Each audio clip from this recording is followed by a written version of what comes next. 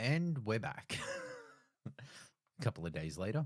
Um, yeah, a chill Tuesday night session. Sorry, just realized the hair is just all slicked back as if, I actually look reasonable or not scruffy at all times. Jumping into Ghostwire Tokyo to continue the hunt for every single fucking ghost in this game before doing the actually finishing off the game. But just a chill session tonight, really. Nothing too major has really occurred. Like there's a couple of opinions articles, bits and pieces, which I'm just gonna rattle on rattle on the top of my head while just collecting ghosts. So, you know, invoking my inner Ghostbuster, as it were. Um, but an interesting side thing that I didn't know was happening. Um, in the chat last week, had quite a few had Bubby Kai and OMG Turtles and quite a few viewers and everything popping in here and just conversing about it. But we were talking about the elements of what happened with Doom. Doom the Dark Ages, the conversations that were occurring around especially the layoffs and uh, a lot of people talking about the way, oh, they've torn the studio apart and so on and so forth, and kind of walking through and explaining how some studios and some production groups do their scale up, scale down that happens for any sort of creative endeavor. So uh, from that, the surprising thing being is that I didn't know in talking about those things when I did that Jez Gordon was about to drop a interview with Todd Howard, um, where Bethesda then basically announced their production schedule for obviously the next 5 to 10 years, talking about Elder Scrolls Fallout, a new Fallout game by Obsidian that had only been hinted at and announced in reporting just earlier, and kind of confirmation that had come from a few different sources. Jez, I also believe Jason Schreier. I'm not certain. Uh, with all of that, it was then the confirmation of that, including what I personally think is the best news out of it. Starfield is continuing to get additional content. Now, they've named it as being Starborn content. They didn't say DLC.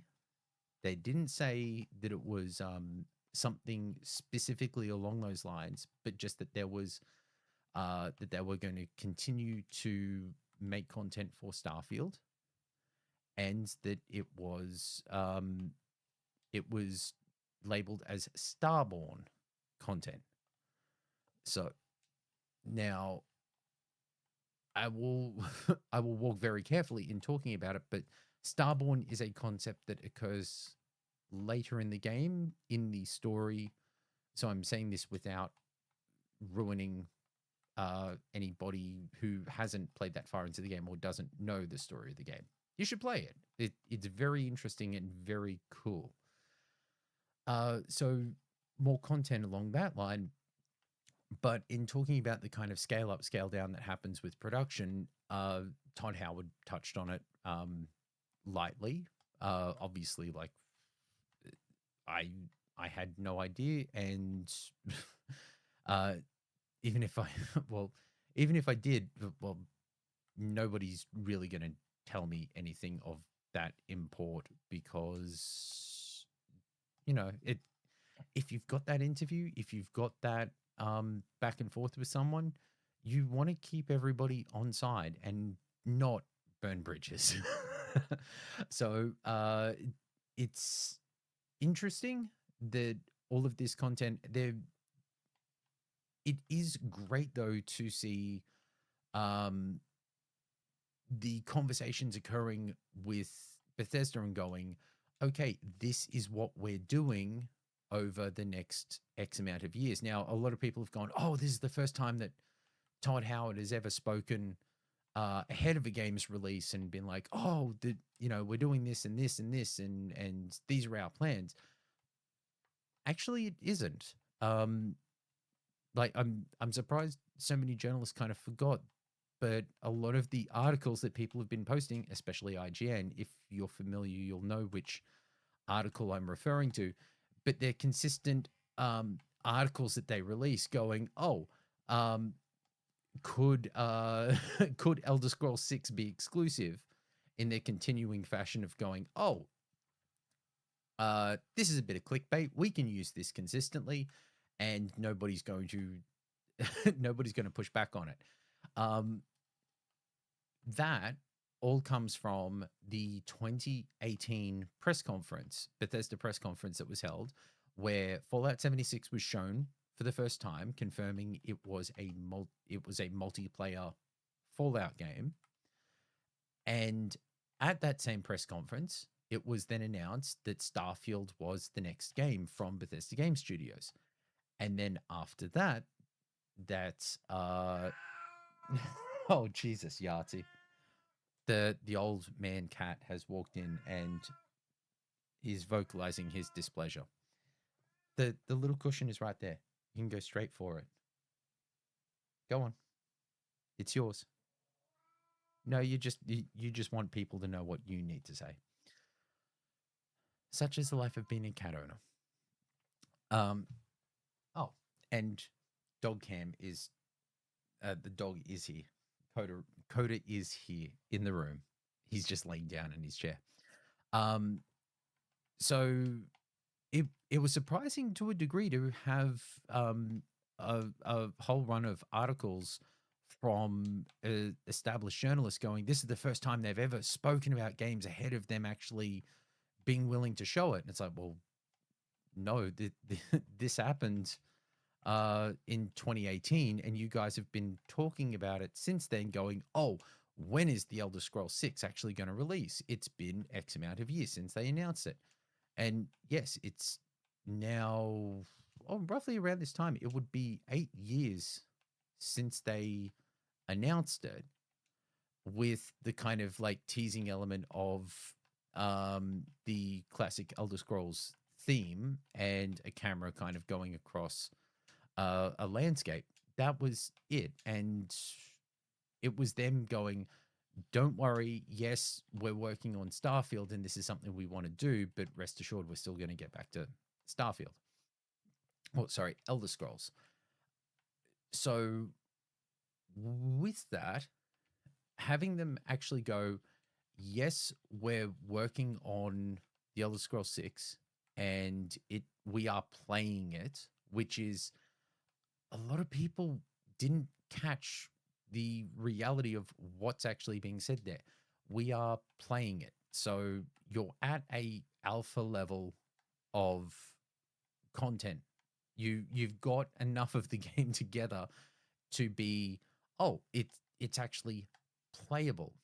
So that generally means, okay, you've gotten some stuff done. You are still working on systems and putting in content. If anyone watching has seen the State of Decay 3 alpha gameplay postings that have been done recently.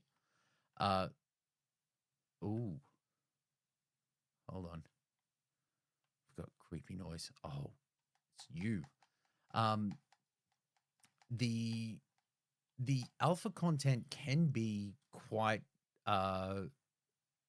disorienting, because a lot of people think, oh, alpha, means the game is barely playable. It's not really put together. It's so early in its development, but there are so many different ways that you can have your titles coming together, and it can all be dependent on how a studio works or develops, or is perhaps going about their general production. Some places like to do what they call vertical slices, so a really polished section of the game, and they'll do that to pitch the idea, and then we'll go, oh, okay, let's expand on that vertical slice and use the elements that we've already made to fill out as much of the game as possible.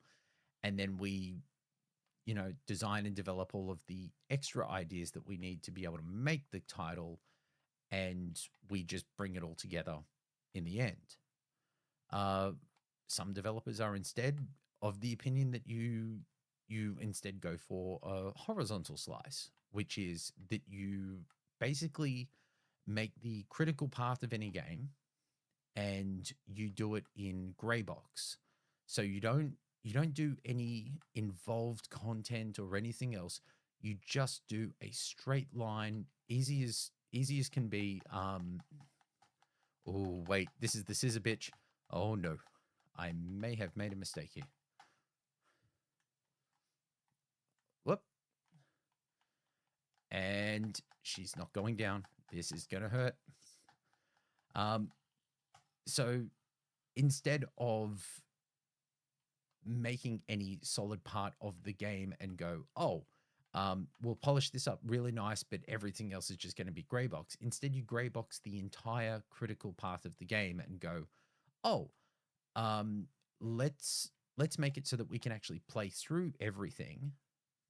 And when we can play through everything, then we will have an idea about what the game really looks like, how people would progress through the game, so that especially for narrative games, it makes it an easier element to be able to go, oh, does this work? Hey, this feels stilted, or this, doesn't mesh well. You can have external players then play through it and go, okay, yeah, there's no animation for lip flaps or anything, but you've got you've got basically a gray mannequin person with a little placard hanging around their neck saying character X, character Y, that can then be used as just a placeholder that then allows people to go, oh, okay, I think I see what you're going for here. Or I like, you can get an idea of, does this conversation feel stilted? Does it gel? Is it that it feels right for somebody? Because then for that little placard, you could put there, this character has, in previous to this point, has had elements of their backstory or whatever it may be. So there's this whole run of different methodologies for how games go together. But in having Bethesda come out and go, we have we've got we're working on the game, progress is continuing, it's still going to be a while, it's video games, it's always going to be a while, and we can play it. That's good progress. And it also then stops people from immediately looking at it and expecting, oh, there's no immediate capture point where somebody can go, oh, it must mean that they're going to be releasing in X or Y or Z period of time.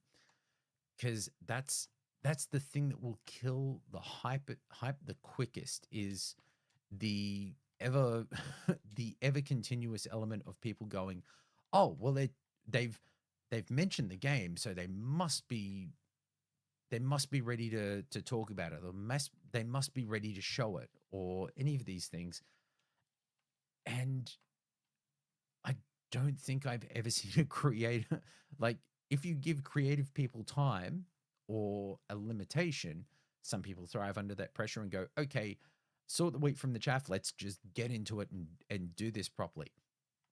Some people work well under that pressure. Other people just go, no, we know exactly what we want to make, and give us the time to be able to make said thing. We're not compromising, or, our method is that we make the game that we intend to make, because that's what we know our clientele, our customers, our fans will respond to the best.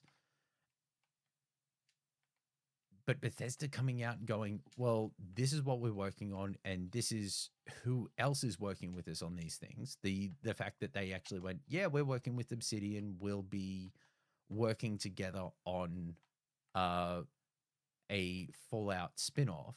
Everybody started referring to it as like a New Vegas 2, and like at no point was it said that it would be a sequel to Fallout New Vegas. So it kind of tells you how very much. Hey, hey, turtles!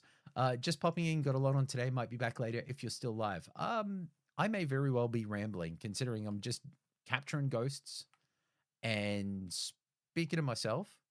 Yeah. If if I'm still streaming live and you're popping in later, then by all means. But I hope that you have a chilled and relaxed rest of the day ahead. Because I would hate to know that it's just been an absolute shithouse day. That you're just like, nope, fuck it. This day's crap. Yeah, and hopefully everything for you as well. And yeah, I'm just going to be here nattering away. And we're, oh God. And more ghosts. Jesus. All of these ghosts everywhere. And oh, Bluestone. Okay. Sorry, I keep forgetting that you can actually go into people's homes in this game. It's such a strange element. Bleach and packing tape. Always good for a oh, wait. How do I get out of here? Ah, there we go. All right. Could always be worse, yes. Although speaking to myself, I just all it ends up being for me is I just go,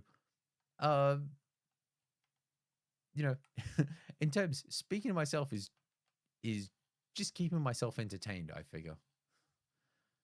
Maybe a sign of early madness or dementia, but I'm actually still talking and capable of making sense sometimes, I think, or at least nobody's told me that I'm not making sense yet.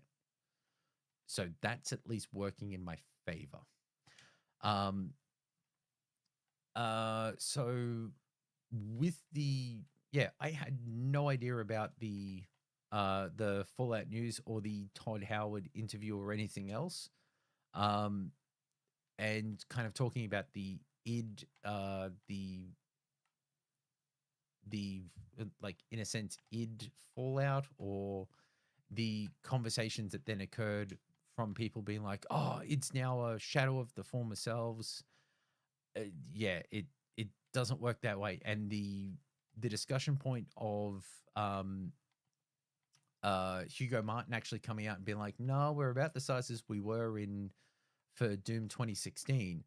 And yes, people did come out and go, oh, well, you guys had Escalation Studios and you had this studio and that studio and all of these other people and certain affinity working on your multiplayer. It's like, yeah, because they were a smaller studio and they were trying to do a project with a whole lot of additional elements. They felt that Doom needed a multiplayer mode. They felt that it needed it it required a fully fledged multiplayer mode. It needed I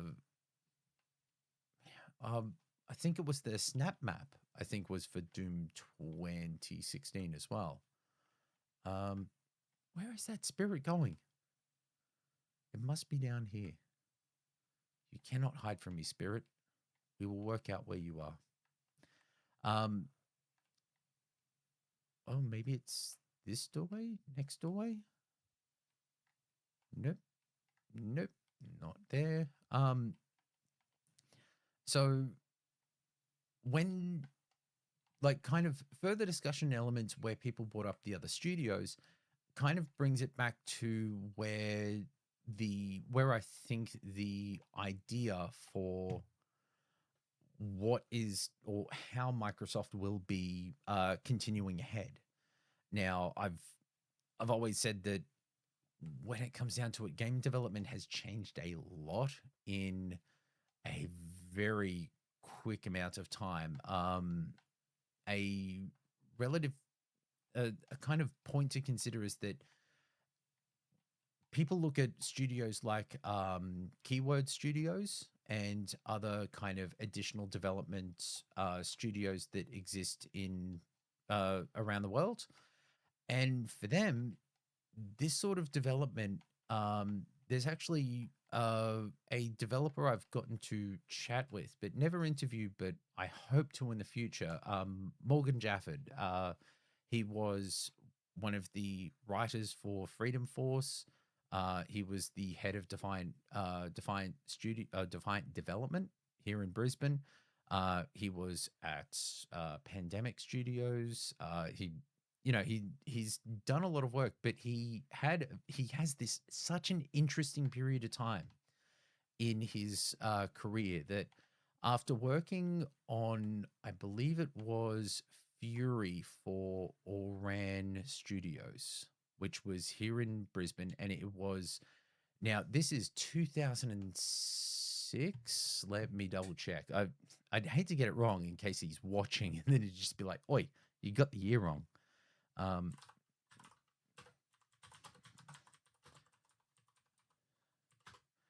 okay, so yeah, Oran Games, which we're pulling up the Wikipedia here. It was released in 2007. Now, Oran was it was formerly Oran and then became Never Fail Publishing and N3V Games. Is a video game developer and publisher based in Helensvale, Queensland, which is in Brisbane. And the game that they first developed and released was Dark Reign: The Future of War. Now, Dark Reign is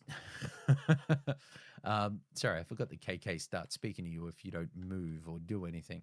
Now, Dark Reign was one of the first fully, truly 3D 3D RTS games that was developed in the era of Command and Conquer and all of those sorts of titles. Pardon me. And it was, I believe it was built on their own engine, their own proprietary engine that they developed and pulled together. Similar to quite a few studios and games in Australia during that period of time, is that we didn't have things like Unreal, obviously, at that point. Unreal was still very early in its development, and it hadn't really become hadn't become the force that it is today. Ooh, you guys want to go have some fire. So this was a period in time where a lot of game studios would end up developing their own engines. And Dark Reign managed to work, I think, inside its own engine from memory.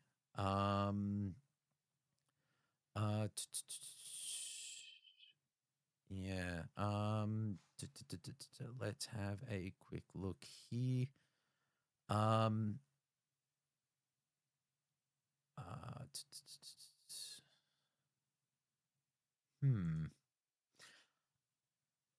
Yes, the tactics engine. That's right. I'll have to look into it because there's actually really fascinating history with a lot of games and everything else.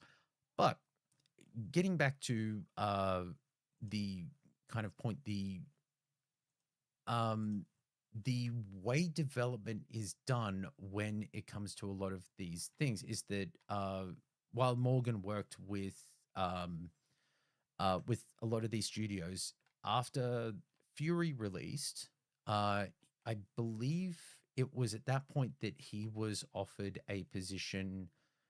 I believe it was with, or the initial offer was with Ubisoft, and he worked on some titles or interviewed there, but didn't end up kind of working out, just more I'm not sure if it was a case of it he didn't enjoy being there, or whatever the case may be. That's why it's such a fascinating thing. I'd like to ask him.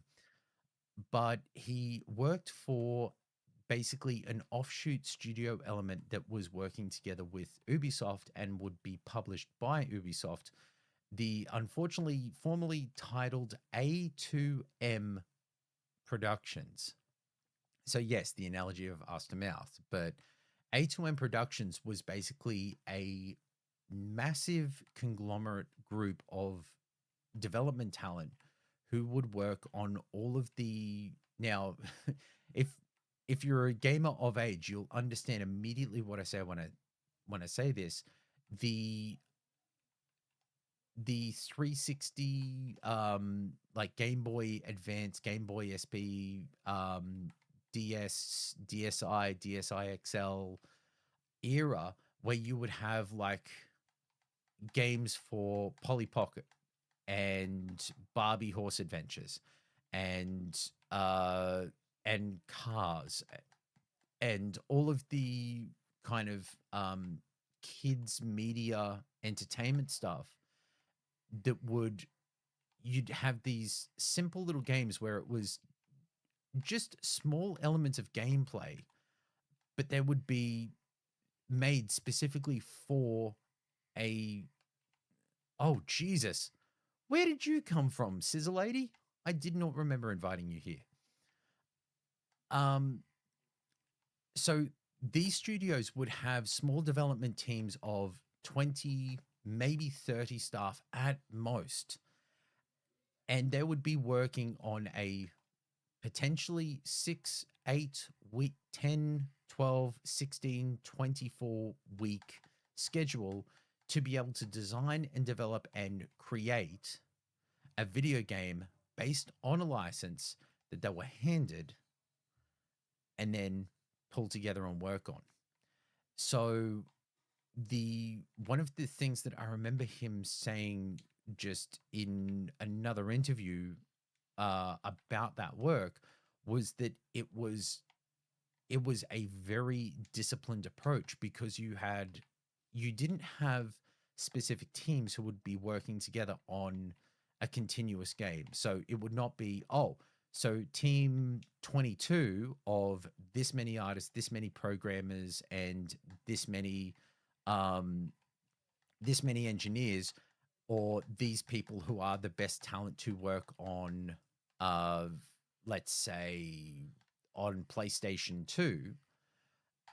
It wouldn't be based around particular groups of people put together in their ability to work together. It would be a larger group of talent numbering in a couple of 100.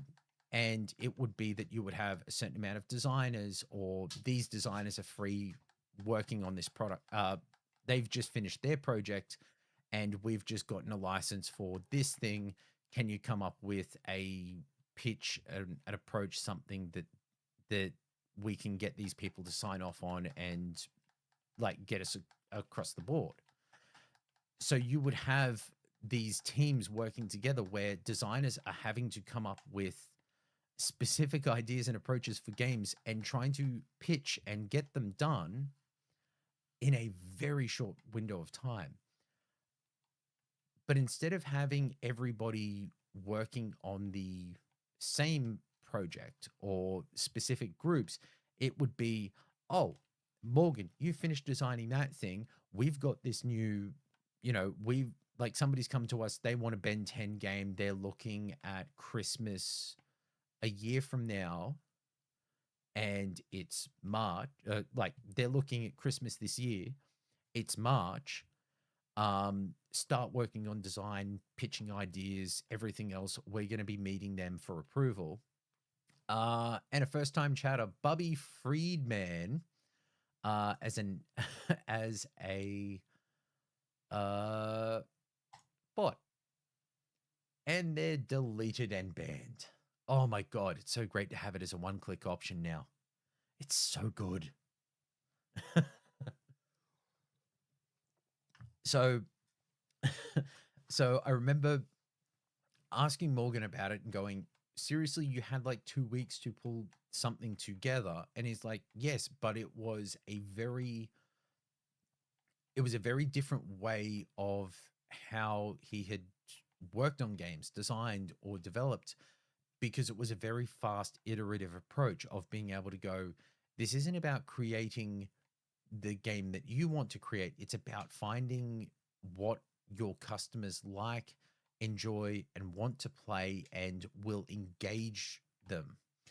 And he said that a lot of the people that he worked with weren't just on a singular basis of, oh, I work with this artist and this concept person or this, this specific team all the time. It was, you're working with in a company of 300 multi-talented or multi disciplined people, that it could be like, oh, your gameplay programmer is also a concept artist.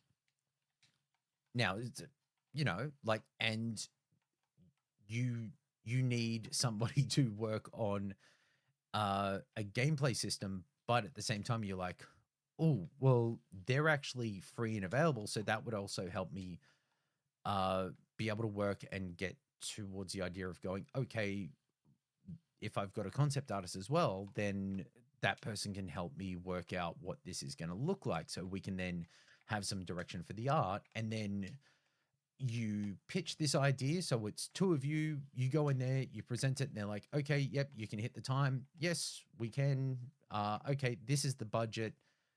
And then you look at the budget and go, oh, we could, like, we've got 8 months of production, and that's enough to be able to pay these people for this long to be able to make the game in this period of time. We are going to need a QA tester, or using the QA talent in the kind of studio system to be able to go, oh, okay, like, okay, this will work in our favor. We can just play test it ourselves, or send it off and hopefully get somebody in the studio to go, oh yeah, yeah, I played it, it's good, or maybe you need to improve this. Weekly or monthly check-ins with seniors who would then help you go, okay, what are you missing, or what are the requirements from our client, because ultimately you are working for a client, so who is the owner of the IP, and they're giving you the license, you're making the game, and that you know uh you make percentage on it, they make their royalties and make a little bit of money on top. You get back the money that you put in plus a little bit on top.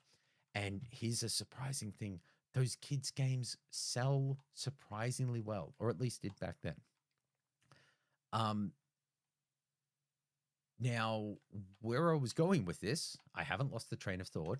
Um, the the specific element of how all of this works is that the back and forward that occurs the the art teams in a kind of a fast-paced studio element like that is that your art teams aren't, oh, this is team one and team two, and team one stays together and works on the games together. It's this art director, it's these artists.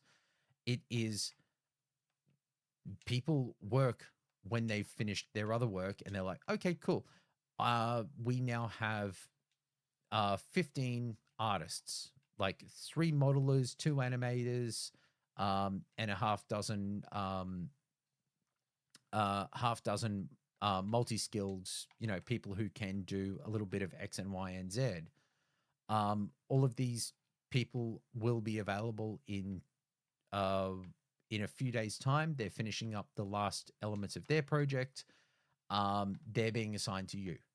So then you've got to quickly go, okay, I'm going to have 15 people coming across to me. What can I have them do?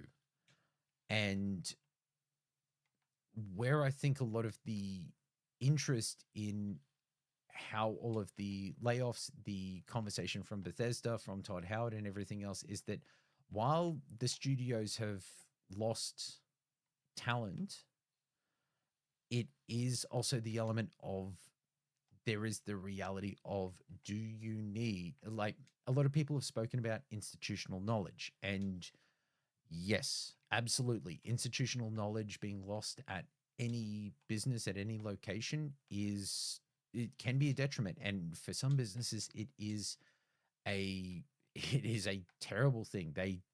They start losing their capacity or ability to be able to do anything because they don't have people with that knowledge inherent who are then able to teach new staff or to onboard them in a way uh, which is not disruptive. I think is probably the easiest way to put it. Um, like for like if you've ever started in an entry level role at any job, like everybody's always had that first job where you're learning everything from scratch. It's generally a senior staff member who gives you the oh shuriken, another item and another doobly found in the world. Um, it's usually a senior staff member. You wouldn't have the like your direct manager come out and start teaching you the role that you're undertaking. It would just be, well, we're going to put this senior staff member with you for the next day or 2 days or 3 days or a week or 2 weeks, and they will teach you the basics of the role in how to use things, how to first off access your email or something to that degree.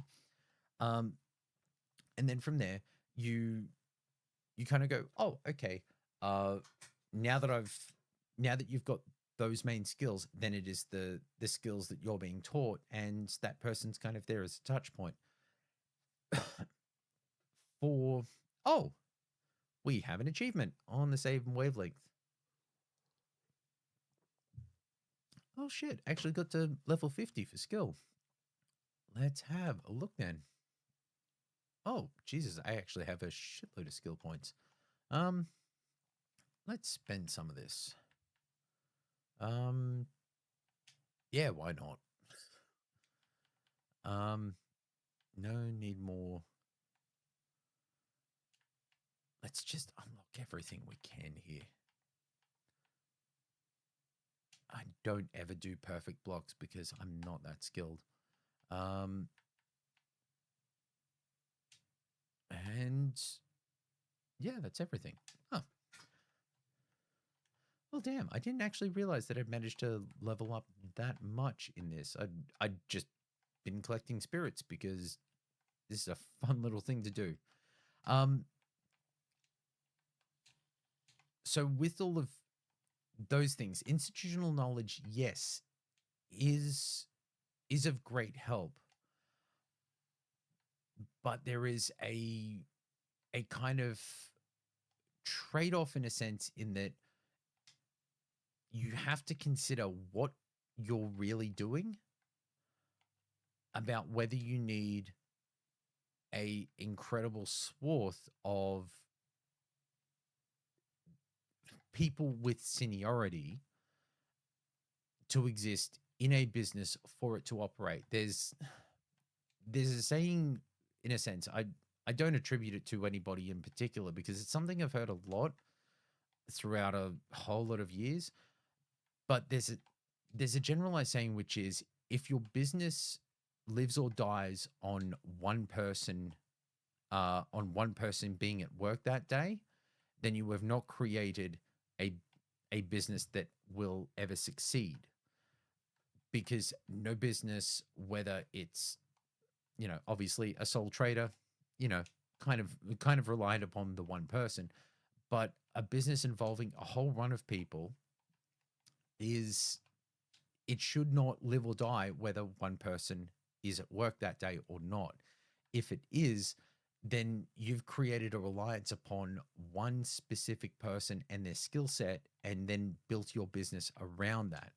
if losing senior staff then means that your business is no longer capable of operating because you've become so reliant upon those things, you you're not then teaching younger staff or bringing people's skills up to be able to manage the roles that they should be capable of doing after they've hit year 2, year 3, year 4. Like it, you shouldn't be reliant upon those senior staff to then create and manage other staff members. All you're doing is then creating levels of management, which involves other senior staff to then have further roles of seniority, which then creates a vicious cycle where, oh, you know, well, generally, what's the role called? The principal animator. Principal animator Adam isn't in today, and you go, okay, but you've got the animation director. Oh yeah, but the principal animator is the only guy who really knows how to get the animation rigs to work properly, and we need to rig up the skeleton. It's like, well, why doesn't the animation director know how to do this? Oh, well, the animation director we brought in, like, he's only started with this 2 years ago, and he's been directing everybody about how to animate, but not how to use the tools. Why? Oh, well, principal animator's always known how to run those tools, and he's always taught people. But animation director hasn't needed to use the tools. He's been teaching people the the essence of animating, not actually animating in our system. Then why do you have that person being the animation director if they can't animate in the system that's there? Ah, Bubby Kai, he appears. Good to see you, sir. Um, the so with that, there was a point, and someone in a Discord I'm a part of actually brought it up and just went, uh, kind of the element of how people speak about the statement, the 14 levels of management. Or sorry, I think Ash's comment was more nuanced than that. It was in some places, decisions can go through up to 14 layers of management. Now, a lot of people went 14 layers of management. That's that's tough. That's irresponsible. How could any business or how could anybody operate in a place with 14 layers of management? And I think in the stream last week, I went, oh, somebody used the like using DVDs and just piling them up and going, oh, this is what they mean. Um, but to another degree, there's somebody asked about, oh, well, it doesn't seem possible, doesn't seem right. And instead, I went, okay, the DVD analogy doesn't work that well because people are like, oh, how could anybody operate like that? But there's a better way of looking at it, which is you have to consider what is how people consider management layers and what are real management layers. If you look at an org chart for any business, it would go employee on the floor, their direct manager, and from direct manager, it would go that manager's kind of senior in that role. So say like we'll use the animation example. So it would be animator, and then lead animator, then animation director. Then if you were to go further up the chain, then you've got art director, because animation falls under the art portfolio. So art director, creative director, director, producers, executive producers, studio head. And I then used a specific example because it's something that I've dealt with, and asking around to a few other people, even my partner, there's there's kind of this element that people don't consider with how an organizational chart looks and how any any business or any job that you've ever had works. So let's go with the animation example. An animator is animating an animation. And let's just say animation a few more times. Um, they're animating the main character for this game.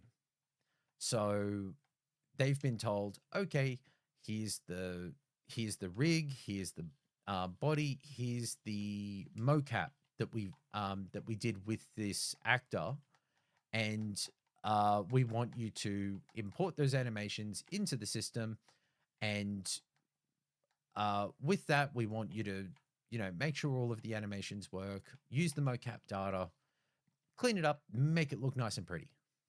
So, this junior animator, they've only been there for, say, a year or two, and they go, oh, okay, I know how to do this. So they import the data and start working on it.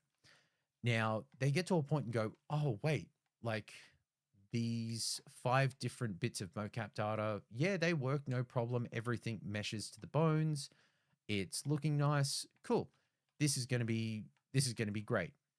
And then they get to the final day's recording for that mocap data. And they import it and they do the same process to it. And for some reason, it just doesn't work. Like, I don't know why. It could be that, maybe the animation data is incorrect. It's different. It's, has an issue. So this junior animator goes, oh, I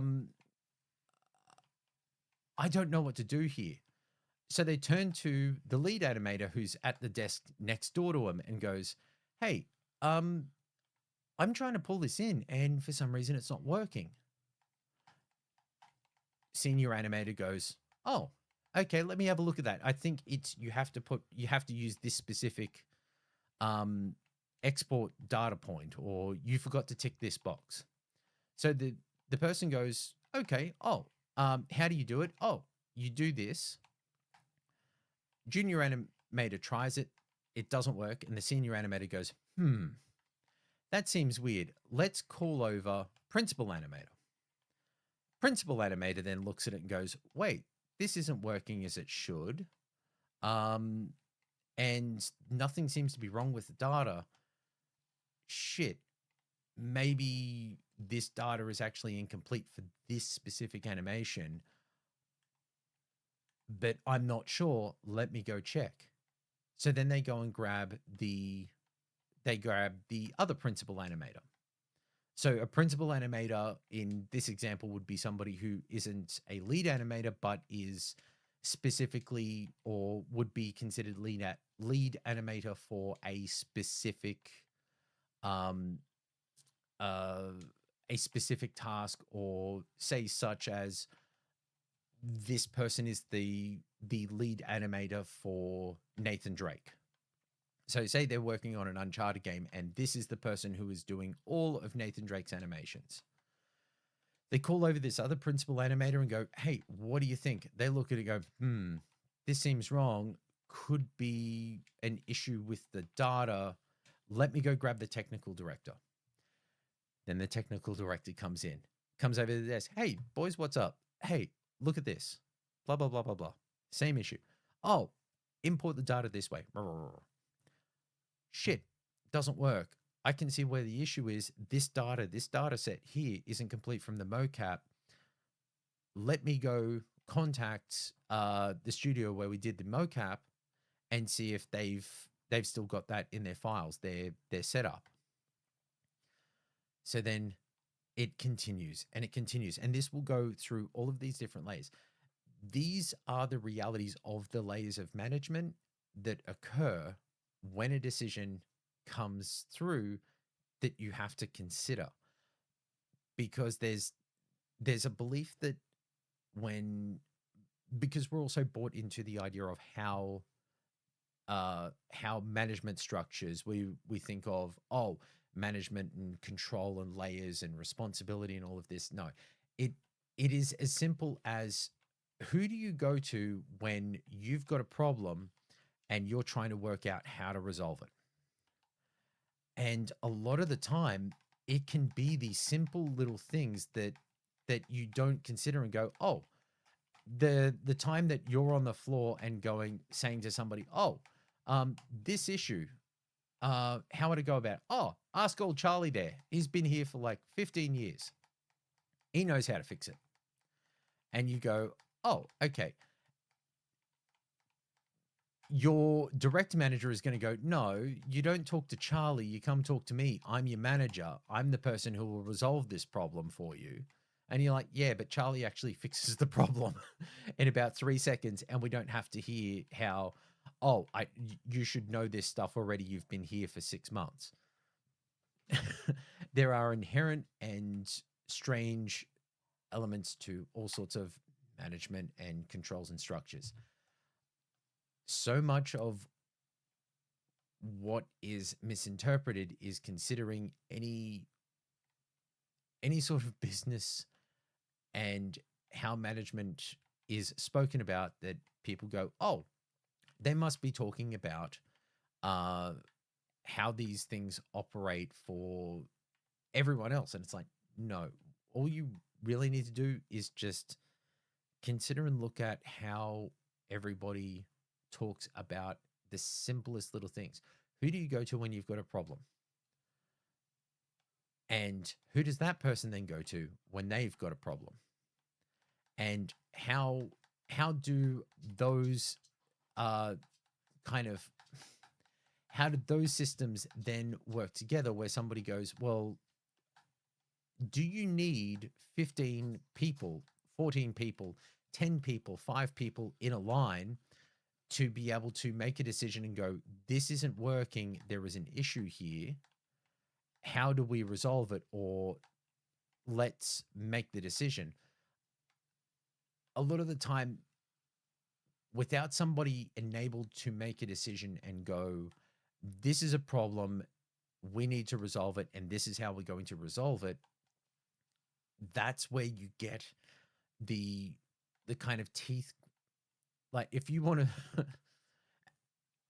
some of the most frustrating days of my life in terms of any part of my working history have never come from, oh, hello, Coda. It just walked in and got a cold snoot to the arm. Here you go. Have a kibble. Some of the most, soul-crushing days and days of so much frustration have never been from the simplest idea of, hey, we've got a problem, we can't solve it.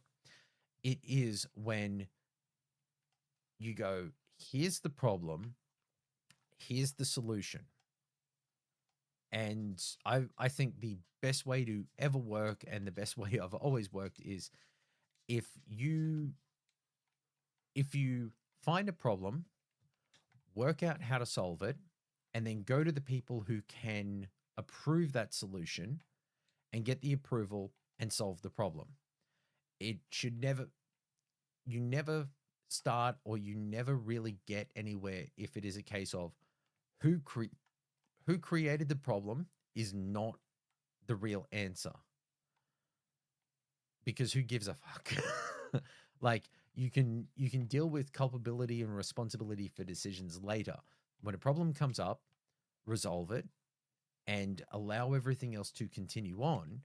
And then if it's required and you go, well, this is a major fuck up by X or Y or Z, then you can let the people who make those decisions or consider those things, you can go, okay, yeah,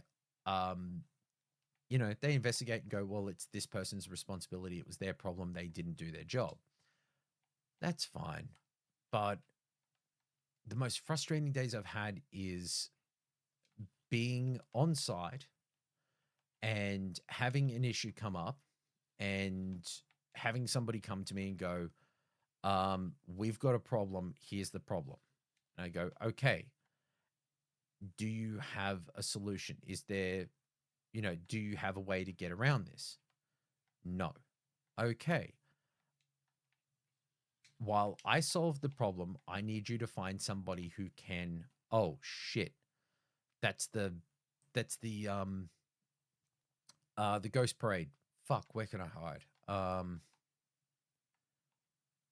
Shit. I'm not safe on top of a bus. Um, we need to hide from the Ghost Parade. Uh, let's see. Can we get up on a roof somewhere? I do not want to be caught in the middle of that. I still haven't fought my way into dealing with them. I do love the effect of it going all nighttime. So I've stopped, worked out a solution for this problem. It still gets the same result. We're going to stick to a similar timeline, and it doesn't break any rules or protocols or anything else. It just is. We get it done. And then I've had to wait on site for hours. God, I love this parade. So I've spent hours on site with all of these people around me, able to work and continue their work, but I can't do anything because we're waiting for the person who's found the problem come to me and gone, we've got a problem, and go, okay, solution? No. All right, let me work on that. I've got the solution in about 20 minutes, half an hour. I know what I need to do. I know what's required. But that other person has gone to get approvals. So they've spoken to a site manager. The site manager is then called a draftsman. The draftsman's then called in an engineer. The engineer has then gone back to his firm to consult with the other engineers. And all of these people together, no one has the... I shouldn't really denigrate them by saying they don't have the balls. They do, but nobody wants the responsibility of deciding what the solution is going to be and how it's going to be implemented, or that they approve of the solution that I've determined. Because if it's wrong, or that somebody pushes back on it, they do not want to be seen as the person who goes, yes, I've approved this decision, or I made this decision, I made this call, good, bad, or otherwise, it doesn't break any rules, doesn't do this, doesn't do that. No one wants to be the person who could potentially cop shit for it. And I understand that. And especially in today's world where they're, considering how, like, hell, for video games or creative industries or anything, people are always worried about losing their jobs. So I understand that it's one of these elements that nobody wants to get caught into a potential clusterfuck and then be like, oh shit, well, yeah, I made that call, right? You're fired, and then then you're chasing mortgage payments to, or chasing something to be able to make sure that you can pay your mortgage and everything else. No one wants to be in that decision, but it's also because a lot of businesses or a lot of companies do not then stand behind their employees or trust them enough to be able to go, okay, they've made this decision. We enabled them to make that decision. It wasn't the right one, but we're not going to hold them. We're not going to, absolutely, tear through them for it. They did the best that they could in a situation where it was, it was a decision needed to be made. That, I think, is where a lot of the discussion about the layers of management, senior staff, oh, how could you lose these things? It's because to any degree, how many people do you need to sign off on a decision of, let's put a blue cup in this game? Oh, but what about people who are colorblind? We have colorblind accessibility options in the game. If you turn on that filter, then it changes it to a form of blue that they can perceive. Yeah, but what about, like, is there any issues with blue cups? Does this game have blue cups? Like there's there's layers and discussions and elements that occur when decisions about a creative or a technical choice, you should be capable of going, this person made this decision. Let's go with it. Let's do it. The cup is blue. Or now I just keep thinking of the Jim Carrey liar liar thing, like the pen is blue. A lot of senior people in some jobs, like well, for anybody out there who may be listening who's uh worked in manufacturing or in any sort of realm where you've got a whole bunch of people on the floor, it's about solving a problem and getting on with it. Because every moment that sits by where discussions go, well, could we, the spec calls for a blue cup on this table right here. Okay. But somebody then goes, well, why can't we have a red cup? Because the spec sheet calls for a blue cup. Oh, but we've got blue cups on shelves in other parts of the game. Couldn't we have a red cup instead? There, like, maybe it is the boomer in me, to a degree of how I perceive these things, because there are 101 decisions that could be made in any form of work or anything else where you could spend the time on a whole lot of better things. But the reporting in elements sometimes get in the way of what could just be considered the simple creative element of make something. And I do feel terrible in a sense of going, well, this is the way some of those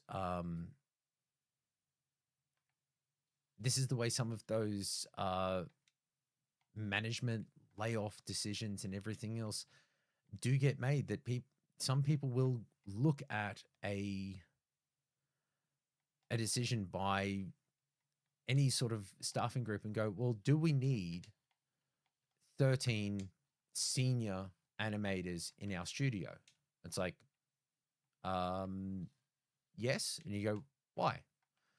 Oh, because we need, experienced, capable animators in these roles, because we need the best animators. And like, okay, but there are other animators that we could use or be capable. Oh yeah, but they don't know our tools. What happens on occasion is that if your tool set and everything else is so bespoke and so unique to what exactly it is that you do, where you can't teach and you can't bring in new talent, or you can't bring in other talent, you're then basically creating I'm trying to think, is it the best way to put it? You're creating like a vicious cycle where you're stopping yourself from being able to hire the best people, because instead of the best people, you are going with, oh, well, this person has been here for X amount of years, Y amount of years, Z amount of years. We can't get rid of them. And it should always be the best person capable for the job.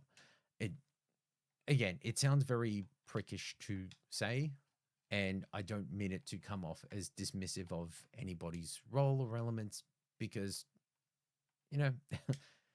everybody has their way. But in a sense, it really comes all the way back to where everything kind of went, where people go, oh, how dare they, fire X amount of people. You're back. That's okay. I'm continuing to ramble on. If there was nobody here, then I would continue to ramble on. And the surprising thing would be, I'm still going to ramble on even if there was no one here, because that's just how I roll. If there's no voice inside my head or I'm not speaking, then I'm, you know, I probably just fall apart. I'm not sure. Um, the Sorry, I have completely lost that train of thought. Um, the idea of pulling back on staff, having a reset, is also the cleansing, in a sense, of how businesses operate to a larger degree. Because for any long-term business, there will always be there's this dread that comes with established businesses where you go, oh, well, this person's been here for 25 years.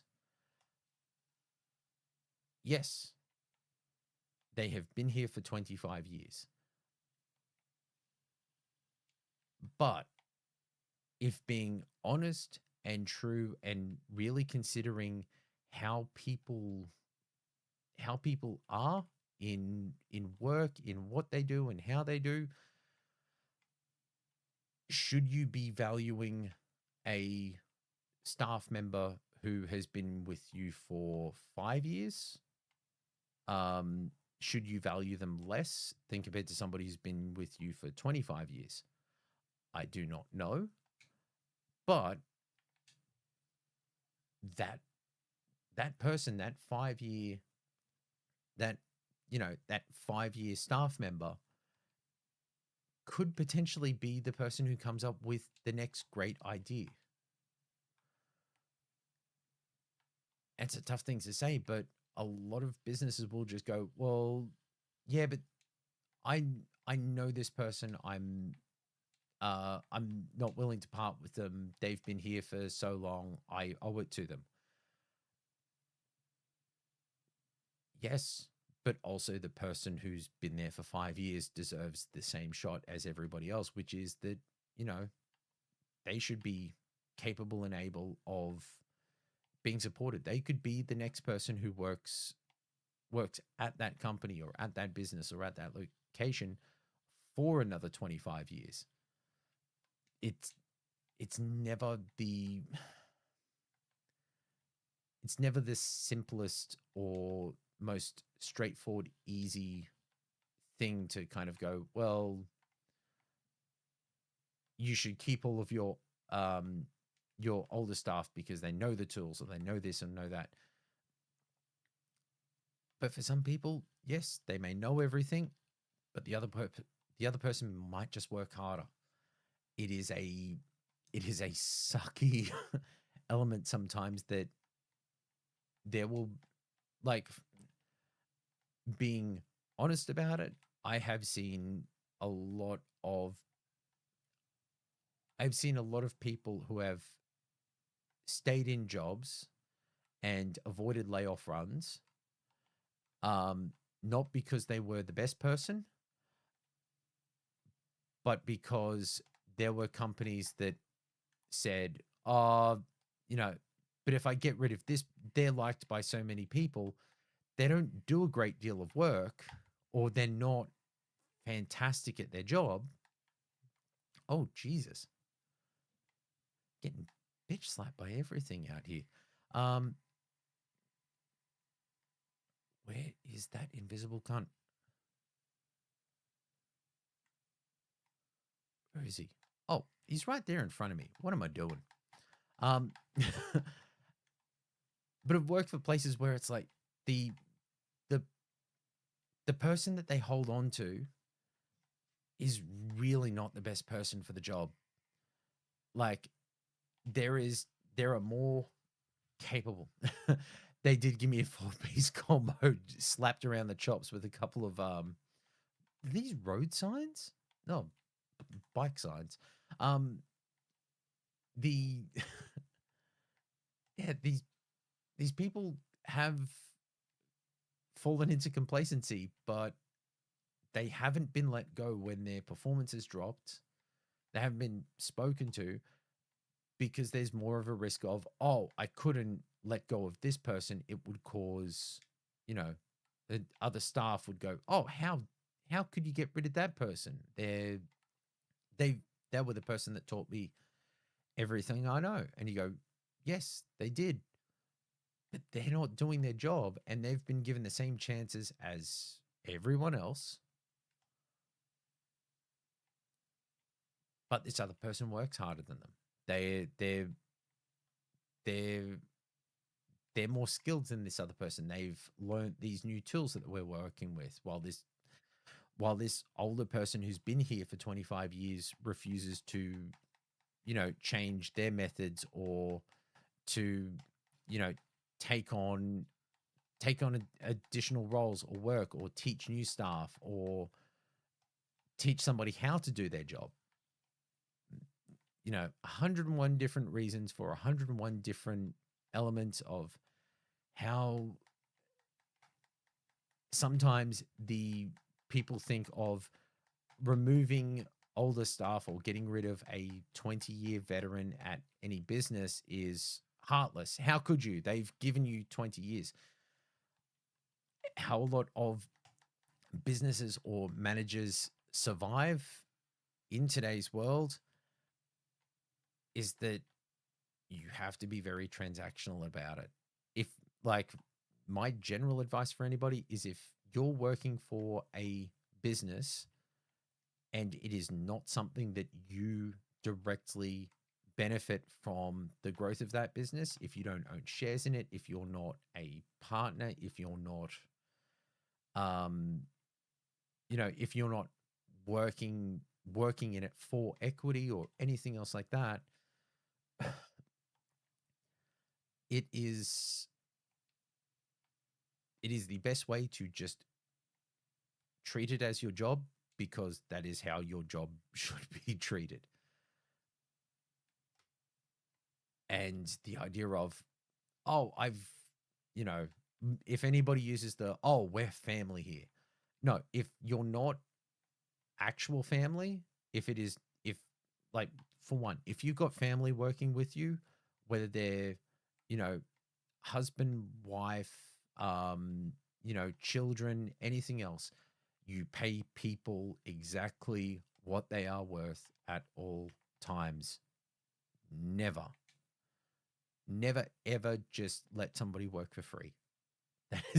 That is a reality of today's world. Don't do it. Absolutely pay people what they are worth and what they're contributing to your business, because it is a terrible trap that people fall into of, oh, we're family. We help each other out here. It's like, yeah, if I'm working there, I'm being paid.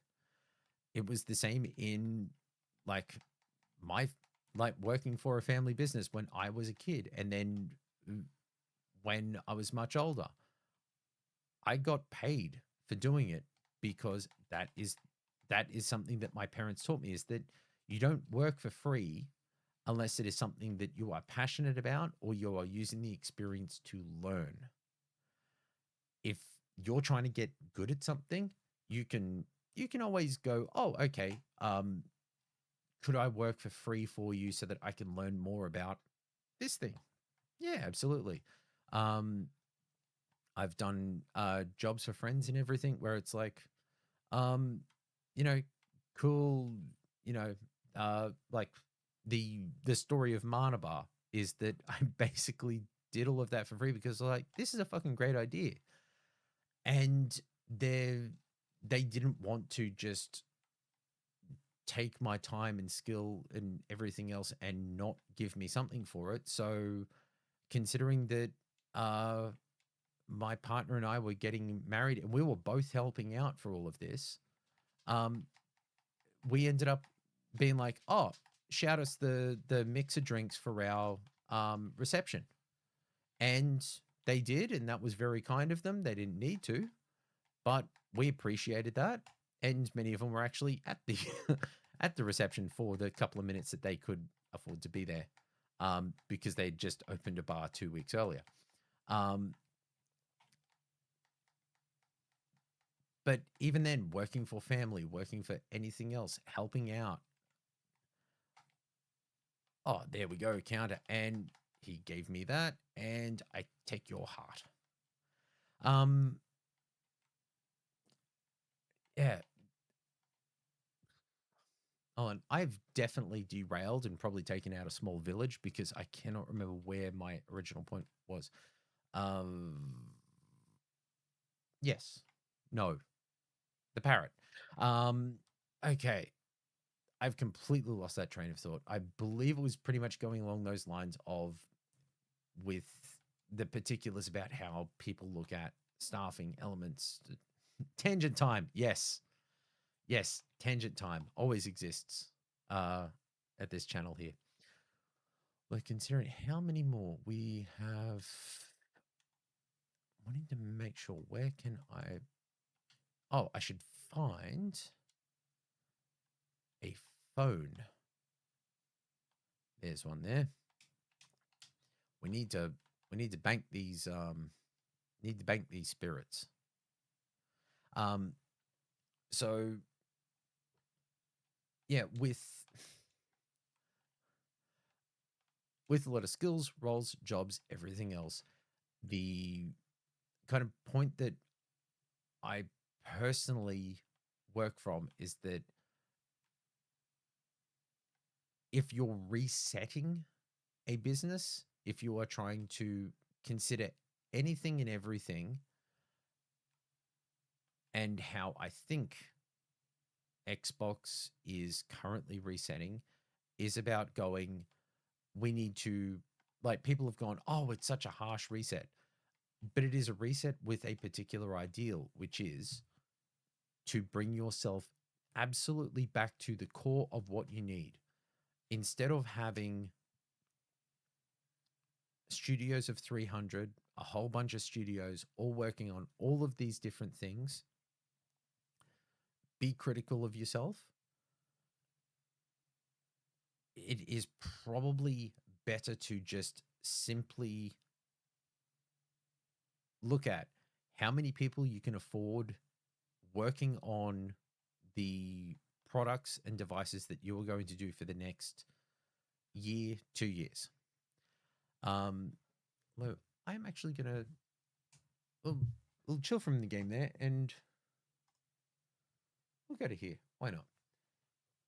Because I've got no dogs, and I've got a footstool back. I can actually put my feet up. This is nice.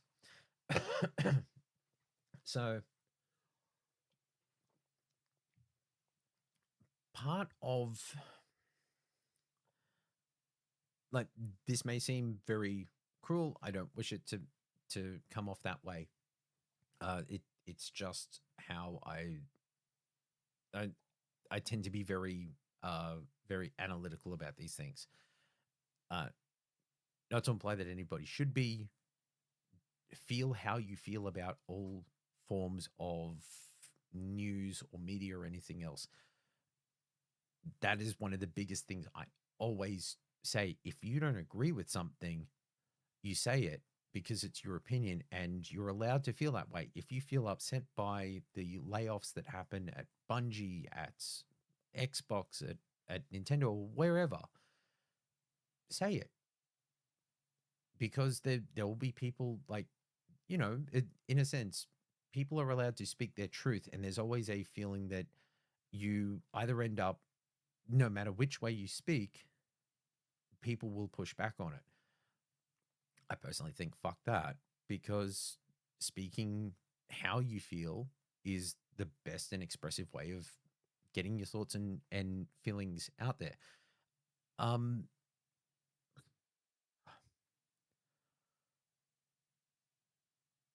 the entire reset for Xbox, I think, after kind of chewing on it and especially seeing the conversation or the articles and elements, because I got a few here from Jez with the Todd Howard interview, the report from, or the reporting of Jason Schreier on the Triple Click podcast about some Xbox studio leads reportingly aren't fans of Game Pass and those particular things. The larger narrative that has come out of the entire um, Xbox reset, a lot of people have gone, it's very harsh. It's 1,600 jobs now. It's another 1,600 jobs in by the end of this financial year. So by June 30, 2027. Now everybody seems to be assuming, oh, it's going to be 1,600 jobs from ABK next. So Activision Blizzard King across all of those studios and all those people, they're going to lose 1,600 there. Maybe, yeah. We haven't heard of large layoffs from anybody inside ABK, and that very much could be the case. I don't know, but what I'm noticing is a particular approach which is can be seen as very harsh and very analytical, but it's in a sense it's kind of triage. If you consider it, Asher presented everything in a very straightforward manner, which is to go, it is it is incumbent upon us to operate within our means. Our I'm just checking this. We made the same amount of money, but we are making 9 to 10 times less margin on those products. So we're making more revenue, but we are not getting as much profit. It is being chewed up. Like the money that we're spending and the money that we're getting in is dropping to a point where there is no difference between what we're making and what we're spending. That can't happen. That's not how we can exist. You have to make profit, and it has to be at a level where people can then go, you are making more than you're spending, and you can continue to grow that even if it's small percentages.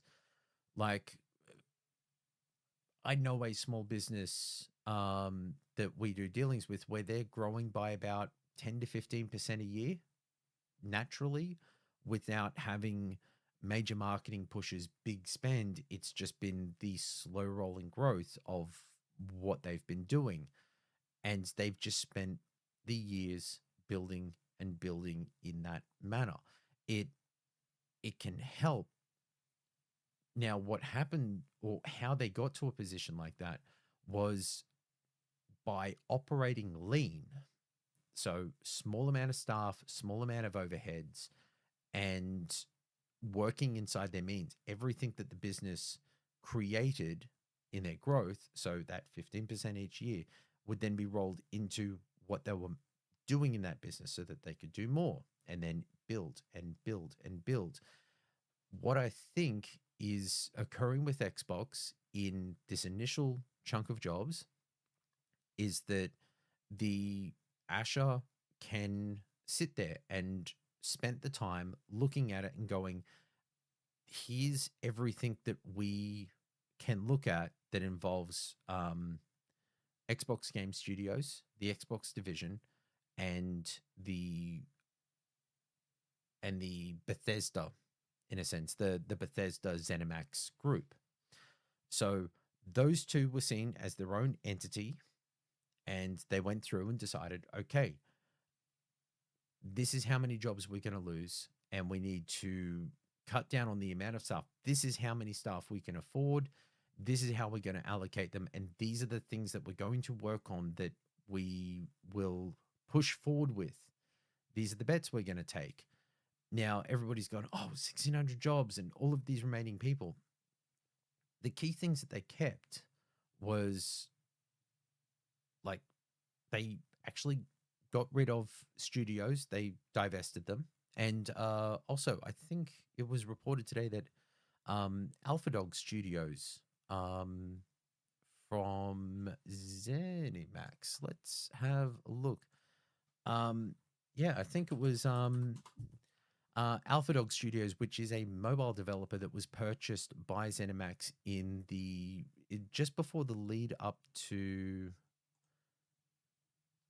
yes, Alpha Dog. Alpha Dog Games has announced that it's broken away from ZeniMax and is now independent again. Um, so they have basically regained their independence. Whether that is the simplicity of that they've divested themselves, they've purchased back their capacity. It is, in a sense, like it's better than shutting down the studio and and having everybody go. But all of these steps are towards bringing back and going, let's operate with as few people as possible. We'll keep our hardware team, we'll keep our platform team, but lean them down. We'll keep our studios teams, but we're going to have to lean down.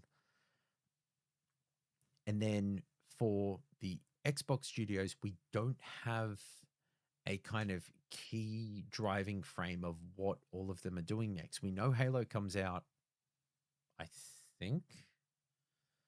Hold on, I've got an Xbox controller right here. I think Halo comes out this week in early access, end of the week, I think, maybe. Yeah, game's coming soon. It should be there. Okay, Halo, 24th of the 7th. So it comes out this week. What are the games you're looking forward to this year, Crow? Top 5 remaining in 2026. Okay, I will admit, Halo campaign evolved.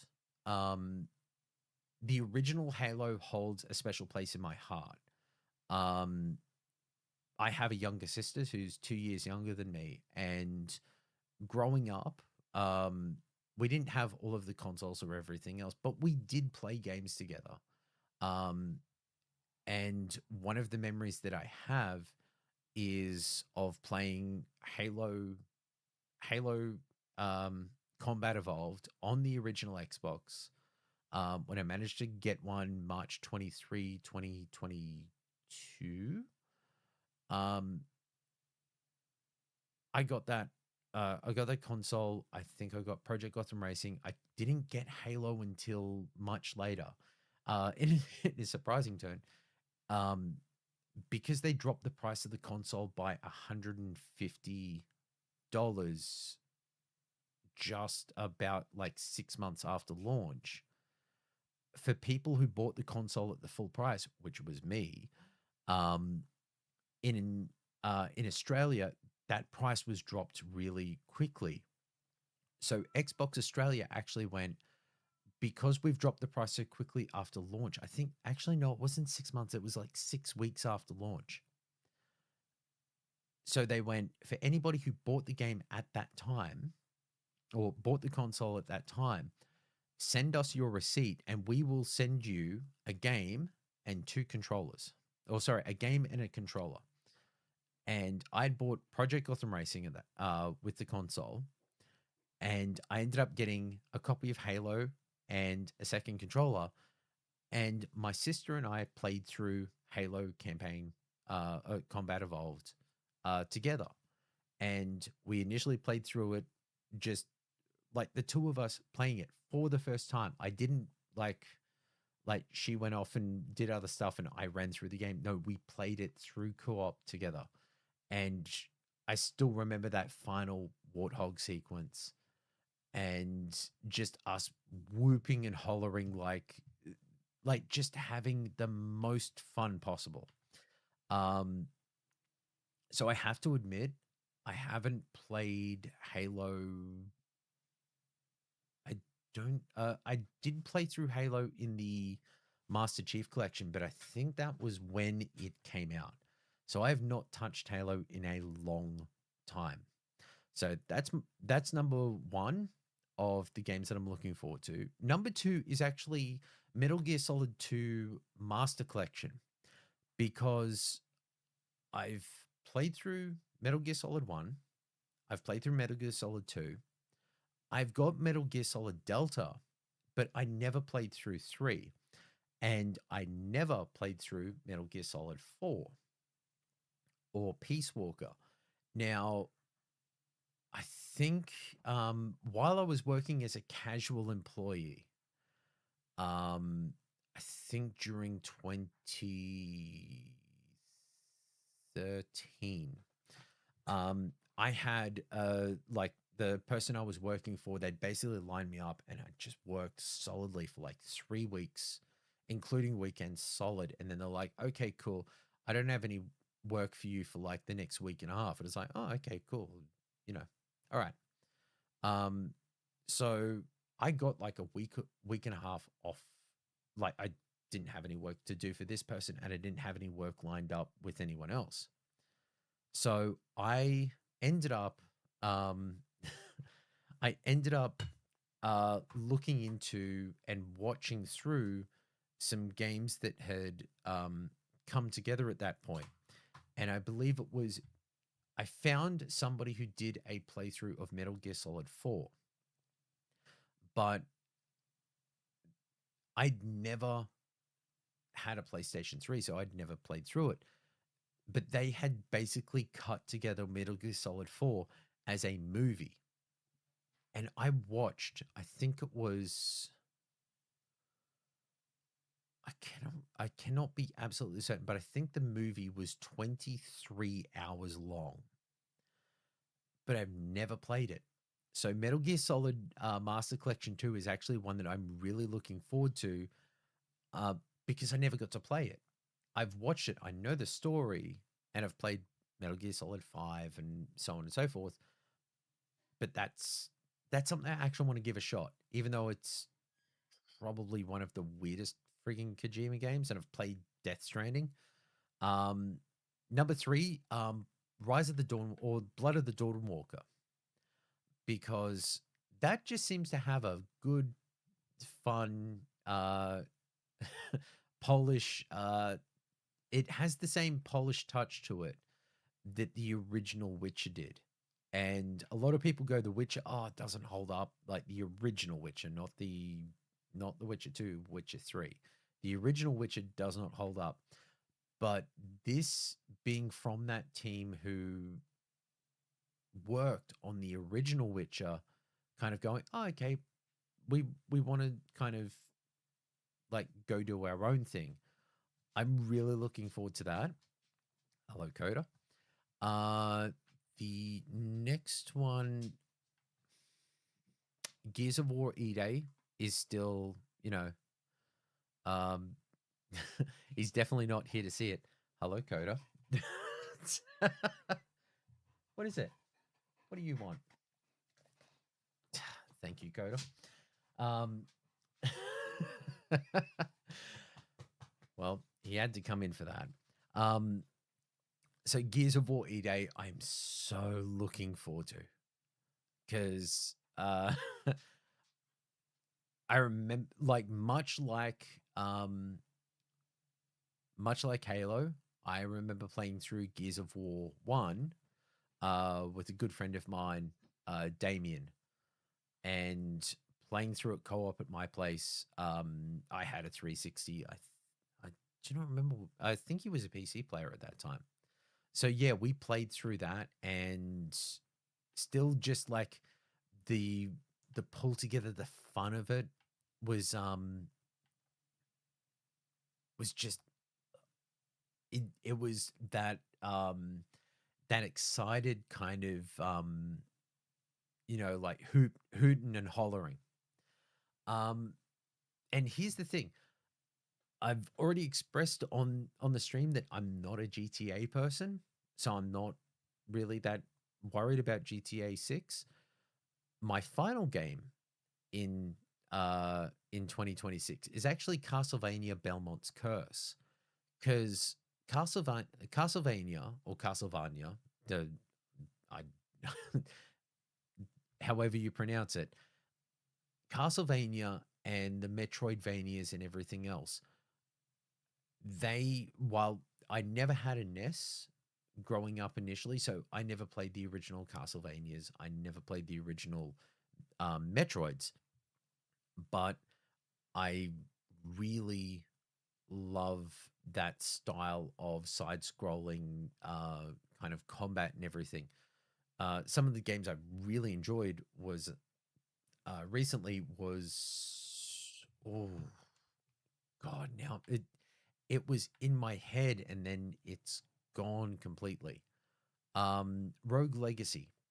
The Rogue Legacy games are fantastic little roguelites. And the kind of inheritance system of kind of the potential skills or buffs and debuffs and everything else that happen through it. That might actually be a good one for the Thursday stream this week. Um, but the initial kind of trailer that was shown for that game just has a really amazingly beautiful art style, and I I'm so impressed with it. Um, I actually do not remember who was listed as the developer. Let's let's have a look. Um, Evil Empire.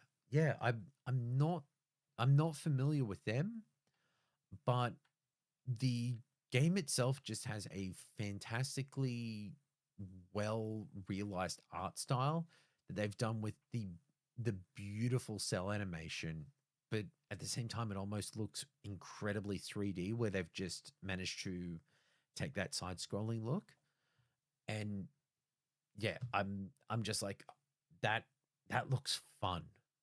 That looks like it has a real kind of mysticky kind of Metroidvania style to it that I'm just like, I'm really looking forward to this. Just I think it's also because to a degree it's been so long since the last one that I really like I absolutely blitzed through was Celeste, I think it was.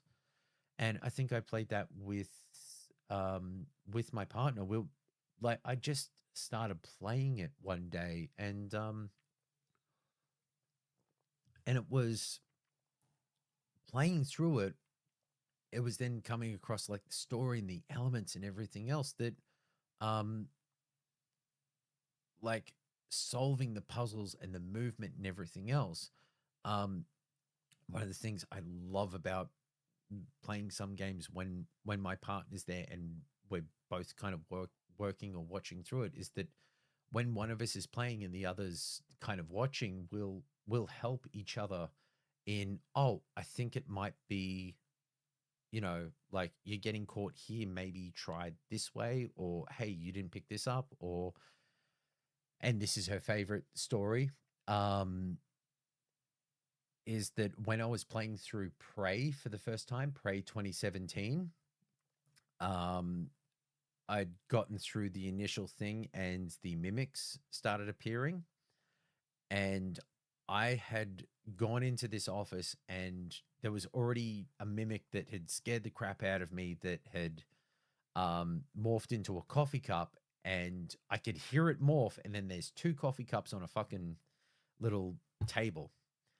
And I walk up and I smash the first coffee cup with a wrench, and it just explodes into um, it explodes into ceramic. And then I look at the second coffee cup and I smash it, and it explodes into ceramic. And like, fuck. Then what did it turn into? And then the fucking coffee cup that I thought the mimic had knocked off the table, I've turned and looked at that, and the fucking mimic's jumping in my face. Then I'm like, well, that's one of them, but there were two mimics, weren't there? So I'm walking around and kind of looking in the corners and being very cautious because I've got low life, and I'm like, fuck, I don't want to die. And she's just off to the side and she's going, what was that? And I've just gone, what? And she's just got nothing. I'm just fucking with you.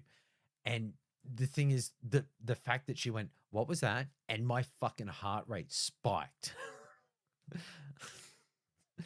And still whenever thinking about that game, I think of that moment because You know that moment where somebody's fucking with you and you realize, and then you turn and look at them and they've got the biggest shit-eating grin on their face, where they're just like, I'm just fucking with you," and you're like, but the annoying part to the other side of that story is that because she had done that, I'm like, okay, fuck you. From Bubby Kai. That's the best. I live for those. RIP. Yeah.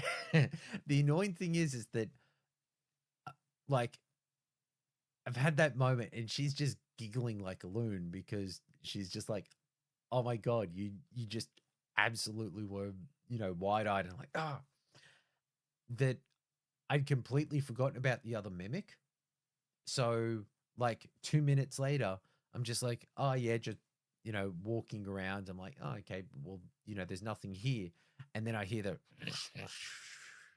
of the mimic then turning into something else, and it's like the pit drops in your stomach of just like, fuck, I forgot about that thing. And then because I'd completely forgotten about the mimic, I hadn't been paying attention to everything that's in the room. So now I turn around and look through the room that I just exited and heard the sound from. And I've gone back in there, and I haven't been doing anything to kind of keep track. So there is fucking papers and stools and like bits of table and cups and all sorts of shit just strewn everywhere throughout this room. And I'm still sitting on like 15 health. So one decent hit and I'm dead. And it's just like, oh, you know what? Fuck this. And then, the antimatter charges, just threw one in there and just sucked up everything, including the mimic, and compressed it into the little cubes of matter that you could use to create things in the game. But I didn't want to use that. And I ended up having to, because I was just like, God damn it. But yeah, those moments still. Actually, there's one that still sits with me, and a lot of people don't like this game. Fear 2. Now, towards the end of the game, there's very much an implied sexual assault that occurs uh from the villain and everything else. But in the lead up to that, in the kind of lead up to that sequence, um fuck the fear games, fuck horror games. Okay. So I'm guessing you're not a fan of Alma, but in hey, Turtles is back. I is back. That is the best way to put it. Okay, now here's the thing. Now that Turtles is back and Bubby is here, seeing as Bubby asked, what are the games you're looking forward to this year, Crow? Top 5 remaining 2026. I want to hear what the top 5 for you two are, or for anybody who's in chat. Um, if you're here, um, I still haven't been able to get into RE7. I'll never forget being scared shitless in Fear 1. Okay, now here's the thing. I will actually go with, yeah, fuck it, why not? I I will ask you, the the watchers, engagers. Um, so I've said before that the Resident Evil series has completely passed me by. I never played Resident Evil 1, never Resident Evil 2, 3, 4, 5, 6, 7, 8, or 9. I do have Code Veronica for the Dreamcast, and I played through it, almost got to the end of the first disc, but just never. Um, but never really stayed with it. It's never been a series that caught my attention. During the Xbox sale this last week, I ended up using like $200 worth of gift vouchers that I was given for my birthday, like a month, 2 months ago. or a month and a half ago, something like that. Um, yeah, 200 Australian dollar reduce. Um, so I ended up getting Resident Evil 4 remake for like $19. So I was kind of like, I've never played Resident Evil 4. I didn't have a GameCube when it came out. I remember a friend showing me the game and being like, "Oh wow, this looks amazing and everything," but it was also Resident Evil where I'm like, eh. Never played any on the PlayStation, so the series was never my thing. Now I'm just waiting for a remake of the first, and then we'll go through the series.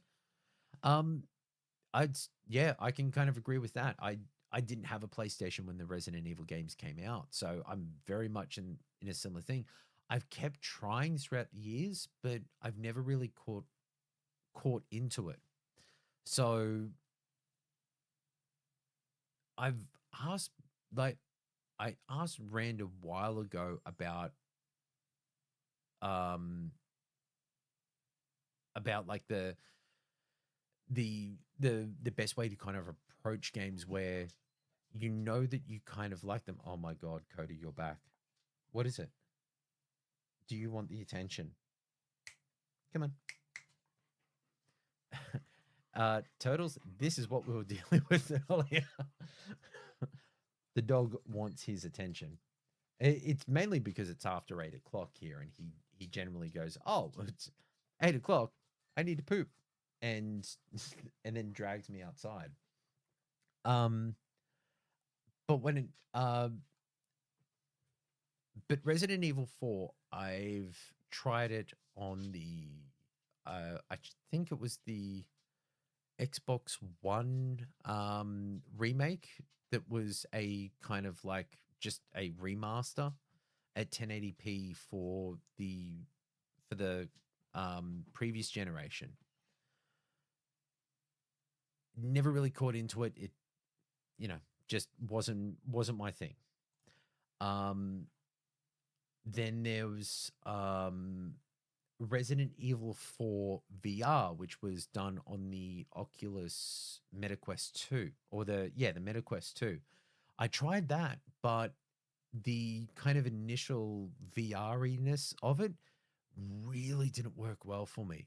Like it like I'm generally got a really good stomach for VR titles. I don't get motion sick, but fuck me sideways. That game was that one kicked me around for a it kicked me for a six. I couldn't like I ended up refunding the game. I was like, oh, maybe I'm never gonna play a Resident Evil game. It's just never taken.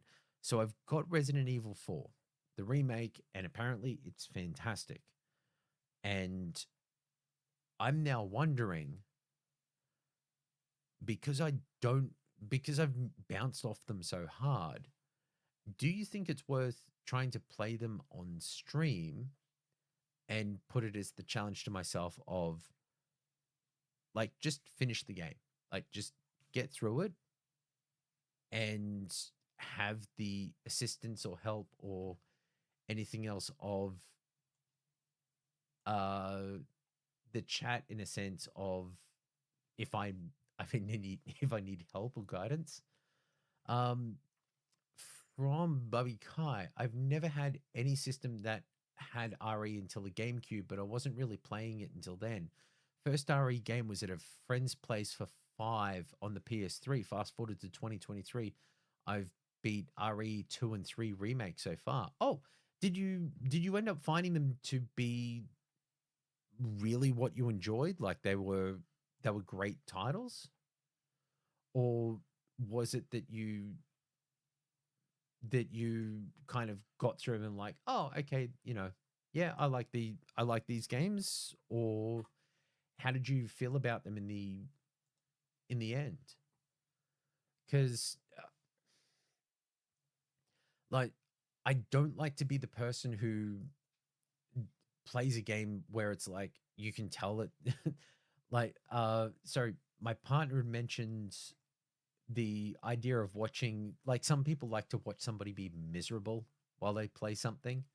They're the kind, man, I don't really like this, and you know, they can be some perverse joy for it.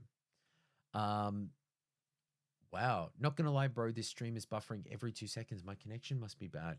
Um, let me have a yeah. I do not have any. I do not have anything that's listing here as any issues. I'm I'm sorry, sir. It might in fact be your connection. Yeah, we're apparently streaming at about 10 megasecond for both YouTube and Twitch. Huh. That is very strange. I'm sorry that is the case, Turtle, sir. But I will ask, do you think it's worth trying, like, for to give a game an honest shot? Would it be better to be accountable to stream and just, you know, make the commitment, go, I'm going to play this game all the way through? Or is it better to just play it yourself and do your thing and see it through, whether, you know, like, just give it its best shot. No pressure, no nothing. From Bubby Kai, RE2 I thoroughly enjoyed. RE3 I also loved, even though peeps who played the OG wasn't great, but Jill is a sick character. Didn't know the story, didn't want to know, and I know I have RE4 remake and RE7 and 8 to do. Um yeah, it's see, I've got the Resident, actually, I think I have those on Xbox. Or I believe I do. Let's bring this up. And a quick check, the old full library games. Okay, I think we've got them here. Okay, so I have Resident Evil 2 remake and Resident Evil 4 remake and Resident Evil Code Veronica X. That must have been a yeah, that must have been one of the uh free, I think it was one of the games with gold way back in the day. And if I look at it with Game Pass included, we've got the Resident Evil remake that they did for the GameCube, Resident Evil 2, Resident Evil 3's on Game Pass. I own Resident Evil 4. We've got Resident Evil 7. We've got Resident Evil Code Veronica, and Resident Evil Village. Oh, so that's 1, 2, 3, 4, 7, 8. Huh, not bad. Okay. I'll play the others when they get remade. I expect them to all be eventually, maybe besides 6. Lol. I don't know how they're gonna. I would honestly be shocked if they managed to work out a way to be able to do um Resident Evil 6 without potentially just making it like a bit like Kingdom Hearts or something like that, where you just kind of like mash all of these things in together and then just obliterate it at the end, or just have it, you know, like the entire of Resident Evil 6 plays out and then it starts with, no, don't black sheep it. See, I'm thinking you make it a fever dream of Ethan. I think it's Ethan Winters in the in Resident Evil 7 and 8. Like, you have it that when he drives out to go to the place in the Louisiana swamps or wherever it is at the start of Resident Evil 7, because he's driving out there, you have him just fall asleep in his car out, like on the side of the road, like in a little like pull off parking area. Um, you basically have him like have the end of Resident Evil 6 happen, and then it ends with him kind of waking up and having it like a dream. It's like, oh, that was a terrible dream. Okay, let's go save my, let's go find out why my girlfriend has told me, or, my wife has told me not to come out to this house and see her, and she sounds like she's in danger. Um, I I don't want them to. I love 360 gen action games, but it's nowhere near what you would call an RE game. So as much as I'd love to see it, I just don't see them doing so. It would be crazy, honestly. Um,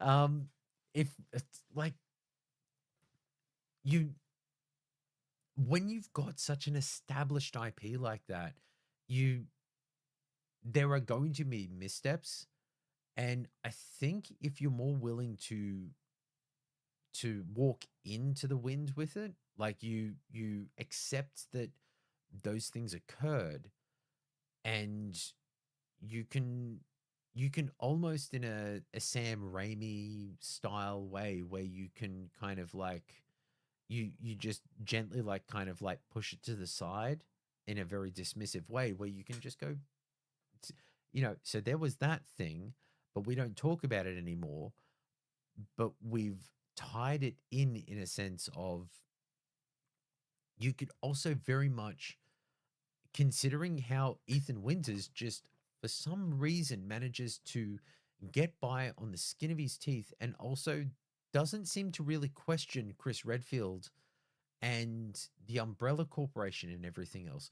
So you'd have to imagine Ethan Winters has some idea about, oh, there's that city called Raccoon City that got nuked off the map.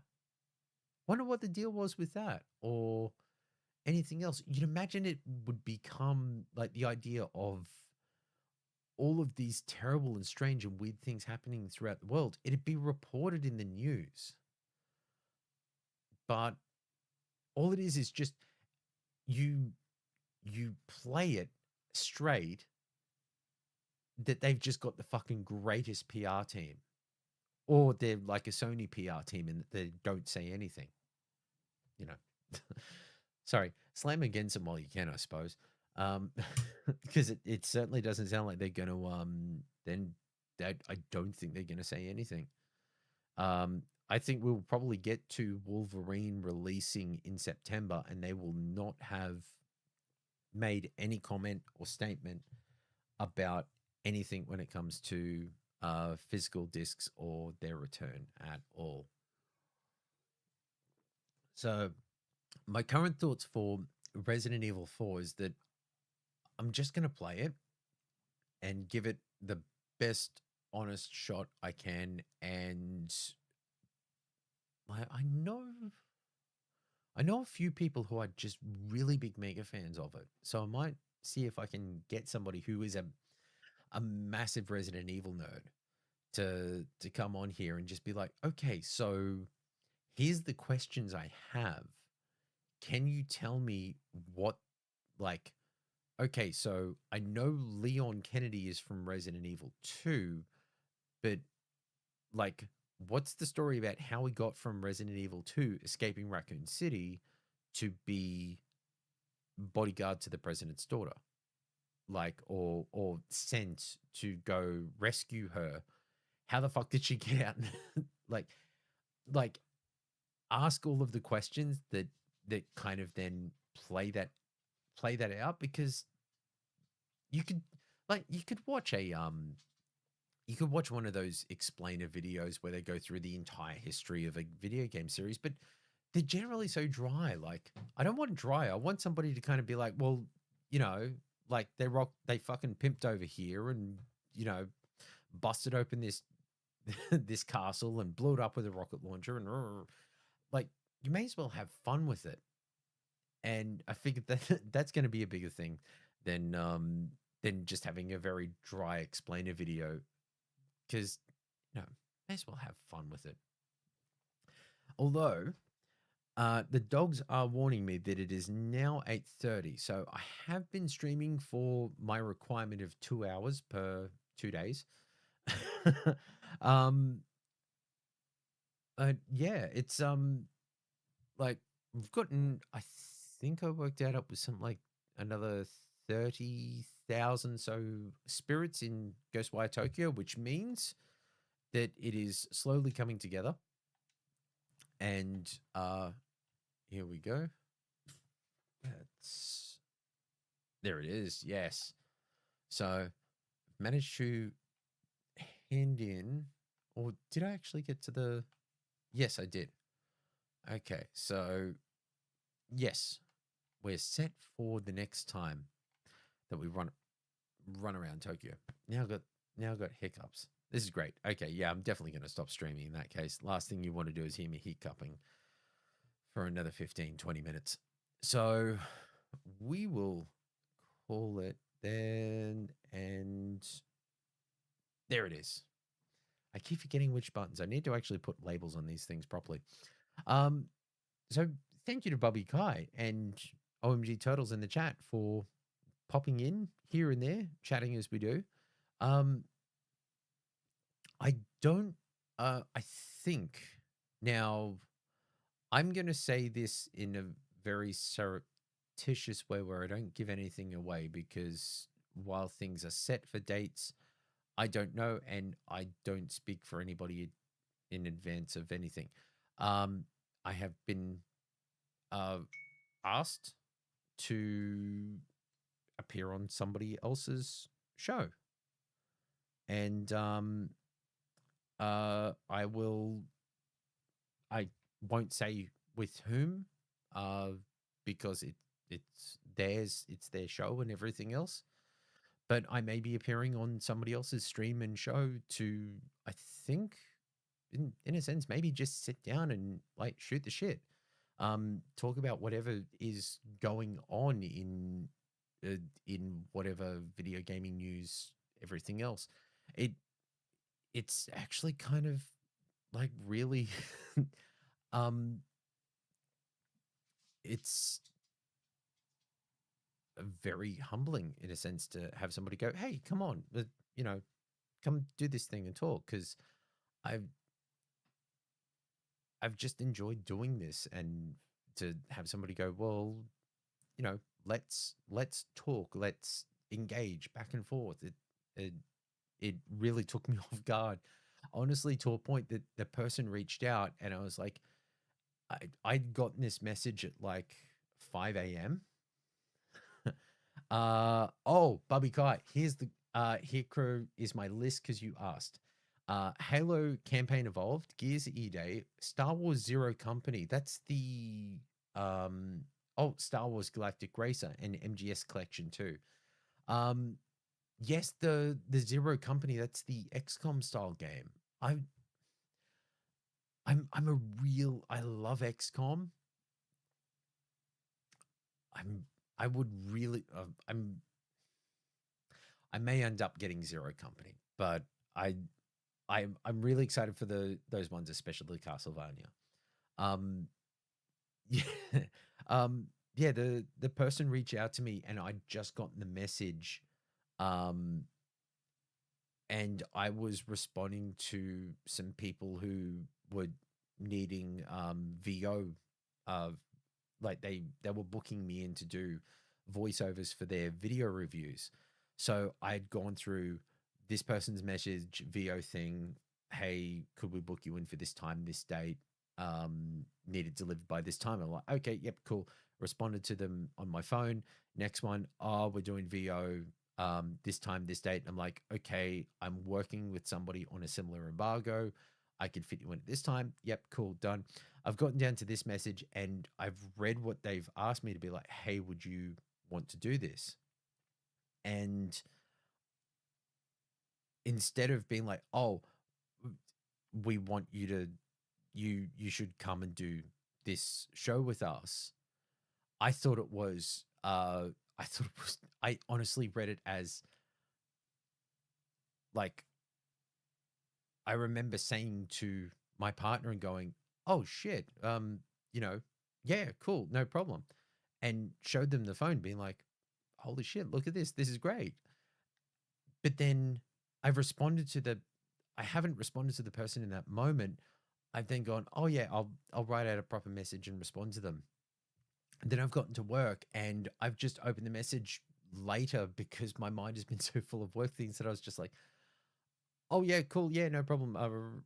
But simple kind of thing, but it was how I would respond to people on VO records. Oh yeah, yeah, sure, but we can do that, no problem. We'll discuss time.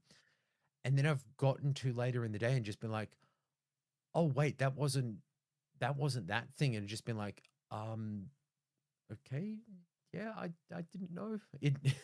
It kind of threw me for a six that it it's always a case of understanding sometimes while you can be confident and capable and speak and talk to people and engage in everything else. Um, from Turtles, can't believe Scarecrow is going to be on Hot Wings. Here's the fun thing about Hot Ones. Everybody knows the Da Bomb sauce. So Da Bomb is known as Da Bomb Beyond Insanity. Here's the thing, the Beyond Insanity that they talk about is actually Dave's Gourmet Insanity Sauce. I have had Dave's Gourmet Insanity Sauce, and for my father's business for years, I'm talking from 1995 onwards.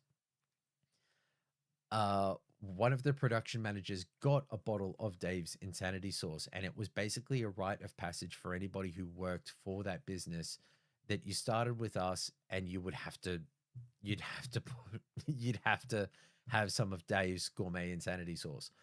That original Dave's Gourmet Insanity Sauce was the 500,000 Scoville sauce. They no longer do that one because I think Da Bomb is 375,000 Scoville.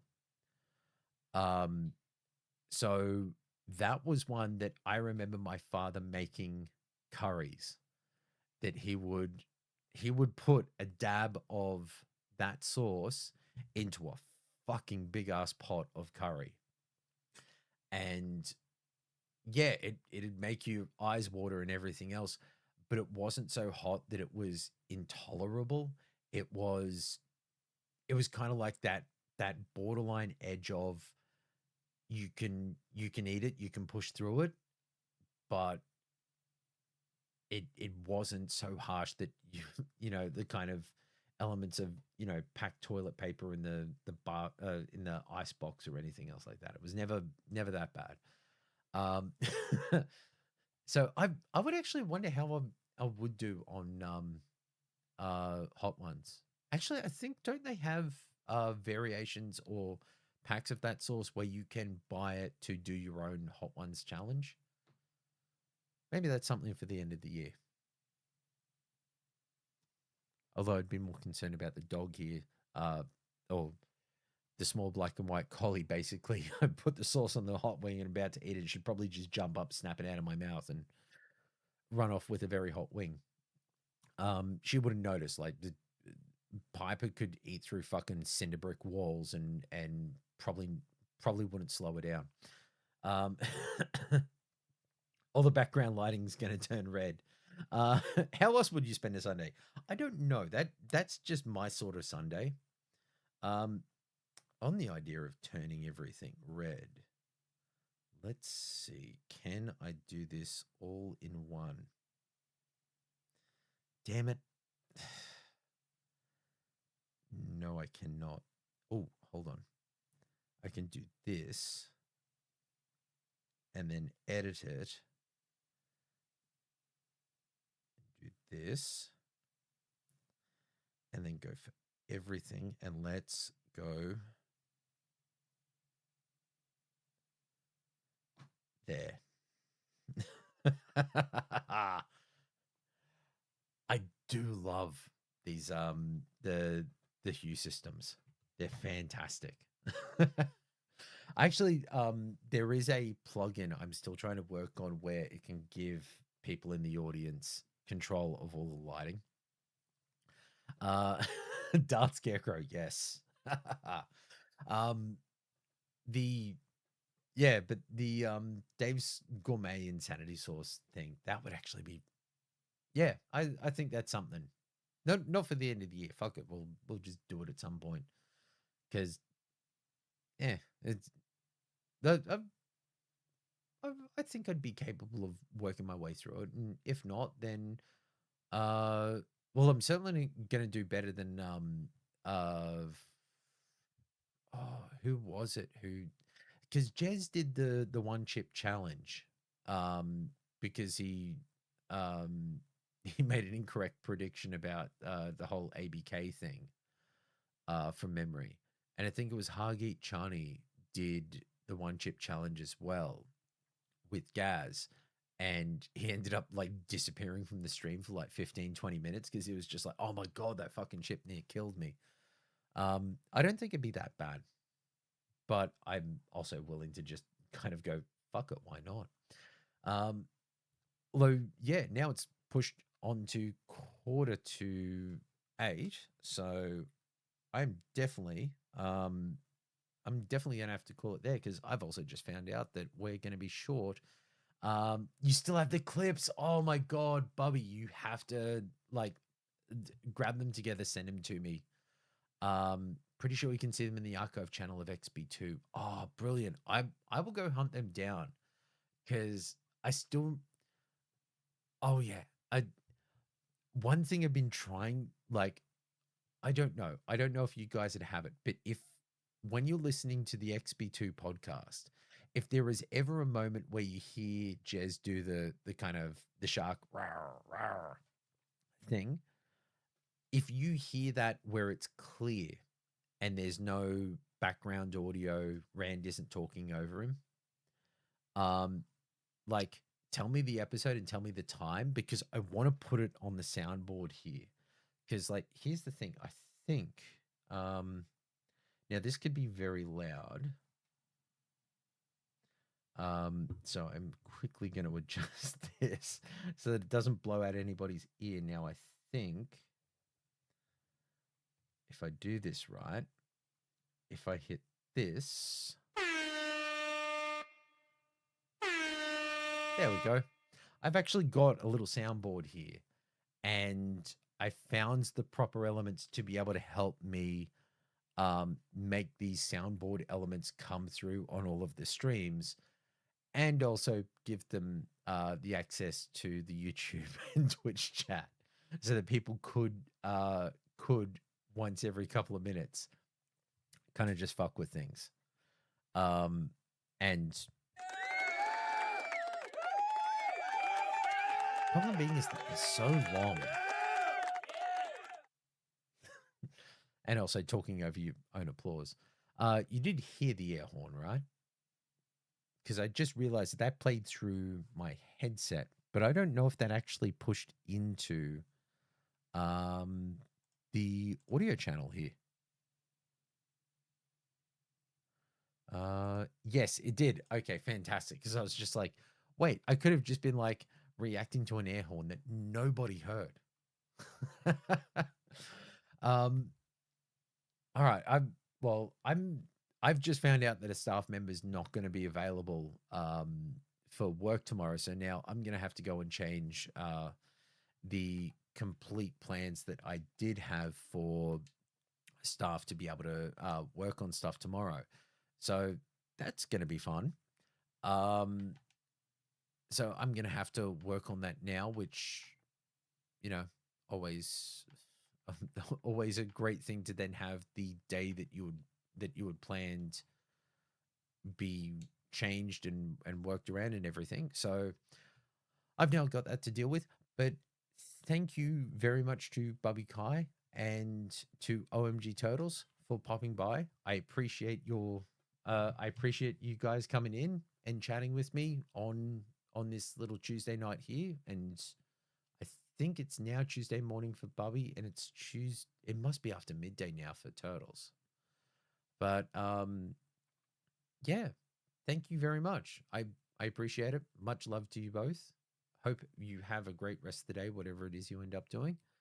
And yeah, now I'm not sure, but I think there could be positron news. I don't know. I haven't heard anything. But if there is positron news, which I may have access to because of the level of like the alpha ring access that I've got, um if I if it does come up and it is available to me in the insider ring, I will very quickly look and see if there's any elements about you can't talk about this or NDAs or anything else. If there isn't one, then I will do a stream that night of digitizing all of my 360 games. So it's just going to be a stream of like, we'll have the Xbox back here and I'll be putting the discs in and bringing it up on here, showing each of the games. If as long as there's no information that I have to kind of cover or anything, I'll apply all of those games digitally. See how it works. So thank you to everybody in the chat. Thank you to anybody who watches this later. I'm not sure why. If you're watching it later, feel free to join us live whenever we do go live. I think if you follow either on Twitch or YouTube, it will give you a message. Although I am not certain. I'm still working out how social media works. It's a terrible thing. But thank you all very much. Hope you have a great rest of the day.